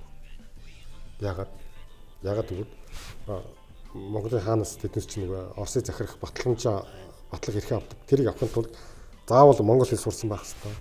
За монгол хатантай байх хэрэгтэй. Монгол гүнзтэй болсон байх. Монголд хуdur болсон байх хэрэгтэй. Энэ бол бас нөгөө нэг итгэлцлийн баталгаа. Тийм ч учраас одоо Оросын ер нь зонглох ихэнх хөвгүүд чинь дандаа Монгол тус солилцсон. Тэрнээс зүгээр тэрийг л яг нөгөө Толстой хэлсэн баг нөгөө маажуул одоо Монгол тус гарна. Тэрнээс бүх нийт ард иргэд ярина. Холдох шаардлагагүй. Ер нь Оросын одоо тийм язгууртан сэхэтэн ер нь 17 18 дугаар 19 дугаар 100 үеийн тэгээд Оросын хамгийн сор болсон улсууд чинь дандаа манай Алт уургаас гаралтай байхгүй. Тэгээд тэрийн ч одоо Оросууд мэддэг болоод яадаг чинь октябрь улсыг гарсны дараа 1910 онд гарсан бүгдийг баг устгаад цааслаа хийсэн шүү дээ. За манайхаа Алт уургийнх нэгэл цаазалсан шил юм. Оросод улс Монголын Алт уургийг бас цаазалсан. Нэг юм том гашуун юм. Тэгээд яг Монголын одоо энэ Алтан ордны улсын талаар судалгаа Монгол талаас аюул их сул байдгийг харагдаад байдаг. Тэгээд Оросуудаас айгаад ингээд судалгаа хийгээд байдаг юм уу? Хийд юм уу? Эсвэл Оросууд бол бас одоо нэг үе бодвол бас Алтан ордны улсын талаар кино хийдэг эерэг их юм ярьдаг боллоо шүү дээ. Энэ талаар одоо биднээс л одоо хүмүүс ярьдаг л өнгөрсөн 70 жил Оросуудын зохиож өгсөн түүхээр явлаа гэж. Одоо ч яваалаа. Одоо ч яваад. Одоо тэр түүхийч улаан цаа ингэж бичиж өгөн байцсан л та одоо. Биднээс ч юмас нүдтэй хардаж ихтэй болцсон одоо тий. Хорвоо дэлхийдээ танилцдаг захим ертөнцийн орд. Одоо Оросууд за Казахстанууд за тэр юунууд татарууд яаж юм нэхэр соёл урлагаар их зөөлөн хүчнээ бодлогоор ингэж одоо тий түүхийг өөрсгөх гэж оролдож байна. За одоо Алтан ордны улс гэдэг бол ийм байсан тийм байсан гэдэг Казахстаны түүхчид, Казаны түүхчид, Оросын түүхчид бас ингэж хэлж байгаа туркууд хүртэл бас ингэ оролцож байна. Одоо биднээс бол түүхийг өөрөөр харах цаг болсон. Энэ манайхан бас эмзэглэдэг юм шиг байна. Одоо хамгийн юм Оросоос хараад тий. Тэгээ Оросын ингээд яавал болохгүй бол тэгээ за дээрэс нь Оросууд одоо юм монголчууд жижигэн гүрэн ингээд дарлуулж яснаа бодохоор одоо дургуун үрдэг ч юм уу яа гэвэл их гүрэн гэж бас нэг омгшил байна шүү дээ. Гэтэл одоо монголчууд ингээд хүчгүн жоохон монголчууд эзлээд ингээд татвар хураагаад 800 жилийн өмнө Оросуудаас татварных явж ирсэн. Одоо гэтэл мэдээс өөртөө Оросуудаас юм гуугаад одоо царай алдаал тий. Бензин шатхуун тасгүй бол явж байна. Энэ үдийг бодоод үзсэн юм. Биднес одоо энэ түүхээ үзлээс нэлээ өөрчилчих. Гэхдээ биднес их гүрэн гэдэг айх хэрэггүй. Түүх бол түүх шүү дээ. Биднес боддоор бичих хэвээр. Үнэхээр тэр монголчуудыг Оросыг эзэлжсэн үнэн. Оросууд гэсэн өөртөө хүлэн зөвшөөрдөг. За тухайлах юм бол одоо нэг хэсэг 20 дугаар зуун гараад Оросд бол Евразист үзэл гэж их дэлгэрсэн. За Евразис ер нь 18 дугаар зуунаас дэлгэрсэн үзэлтэй. Евразист үзэл гэдэг нь бол Евразис тал руугаа одоо тий чиглэсэн судалгаа явуулдаг. За нөгөөд нь өрөндийн төлөг барьсан. Тэнгүүт нь өрөндийн төлөг барьснууд нь Евразист үзэлтэй судлаачтай Гумилев, Владимир Цов гэх мэтийн одоо тий Якубовский гэх мэтийн эрдэнэ тав том эрдэнэтэй бүгдийн зөвлөхийн зүйлээ хорихыг хариад алхахыг халаад дуусгасан.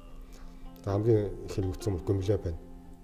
Одоо Гумилев бол одоо түүх яг бодиттой нь бичиж одоо Гумилев маш олон ном дээр одоо Оросын эзэнт гүрний сул дор агчаагүй байдал яагаад монголчууд ингэ эзэлсэн те монголчуудын хүчинд яаж улс орон болсон тухайг бүгдийг бичсэн байд.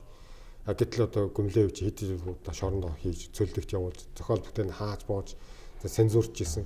За манайхан хүртэл одоо би хүртэл одоо тэр хуучны тэр 80 90-ад оны үед хуучны уран зохиол тэр үүсгэн гэр монголчууд одоо Оросыг эдэн төрөмгөлж маш олон ард иргэдэг аль цустаад бараг фашист Гитлерээс дутхгүй одоо үйлдэл хийсэн байна гэж гэх юм тийм юм шилжсэн.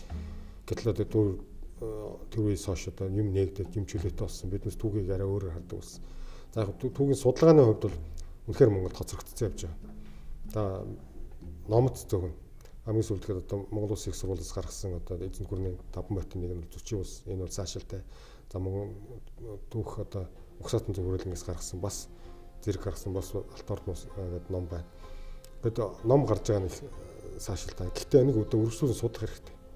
So одоо би энэ Алтан ордны улсыг одоо баг үндсэн ажлынхаа хажуугаар хобби юм гэж судалж байгаа. Гэтэл одоо үндсэн ажилдаа дарагдаад энэ чи юу заримдаа үзэх ингээд завгүй ингээд мартаал явж байна. Одоо зарим юм сайн хийж явах гээд мартсан байна. Гэтэл Европ нь Орос энэ хятад одоо бусад манайх бусад судлаач гэж хийнэ хэлдэг. Тэр судлаач гэх юм бол зөвхөн Алтан ордны улс за ил хадал цагаатаа улс бол зөвхөн тэрийгээ судална.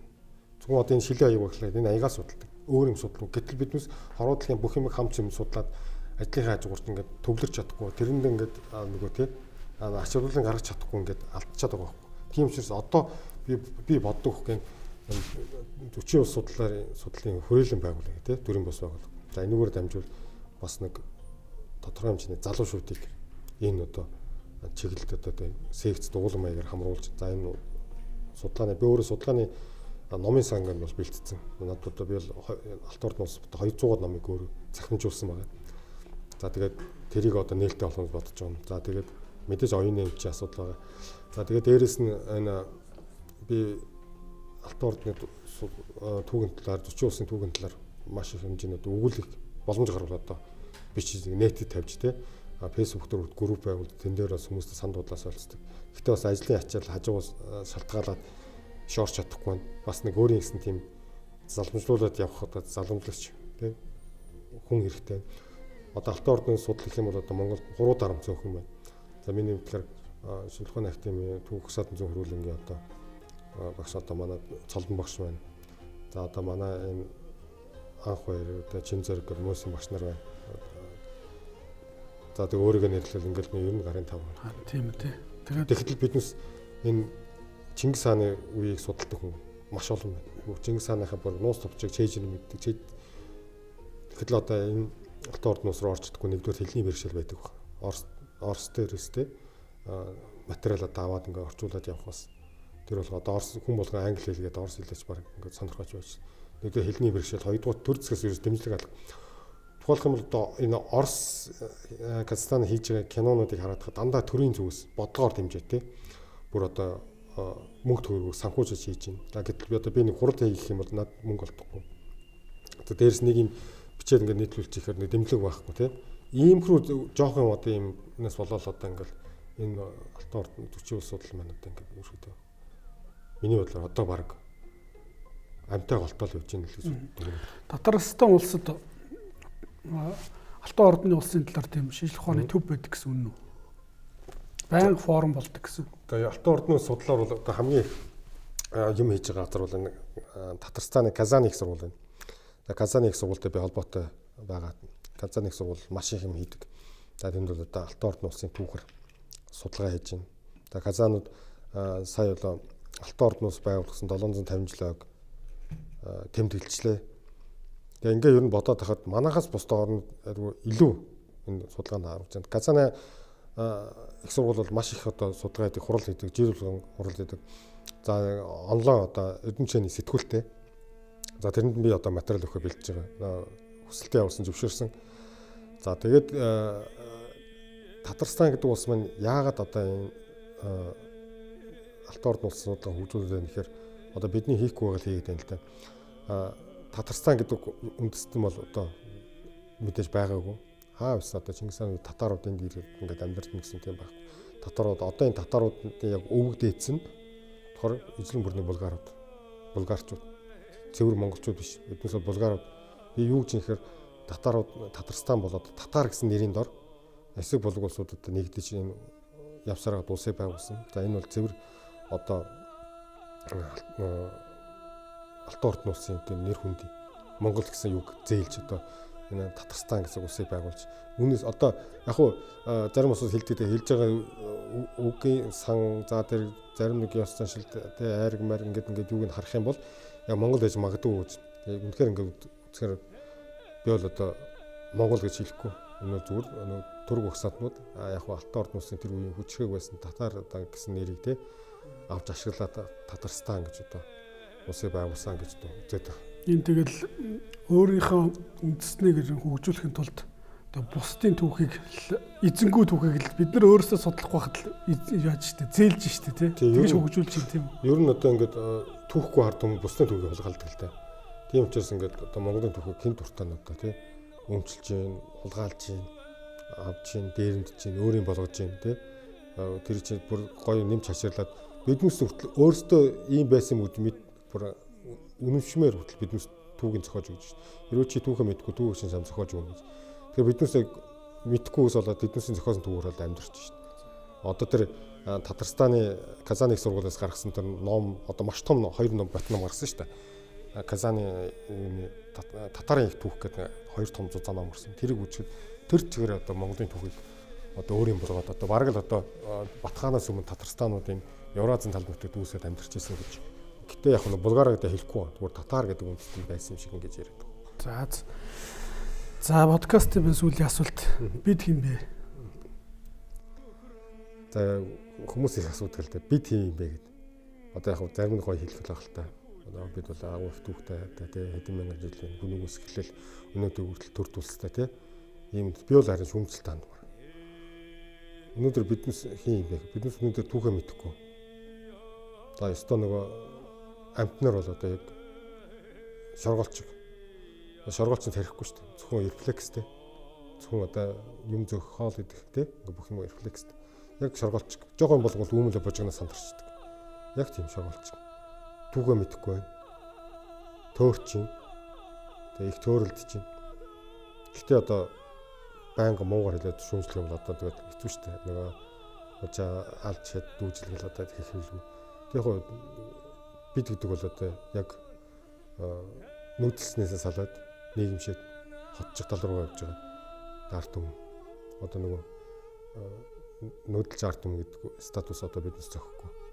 Биднес харин нийгэмшээд суурин соёл иргэншилт нийгэмшиж байгаа. Одоо түүхэн зам ясны дагуу яг улдын үеэсээ гарцсан.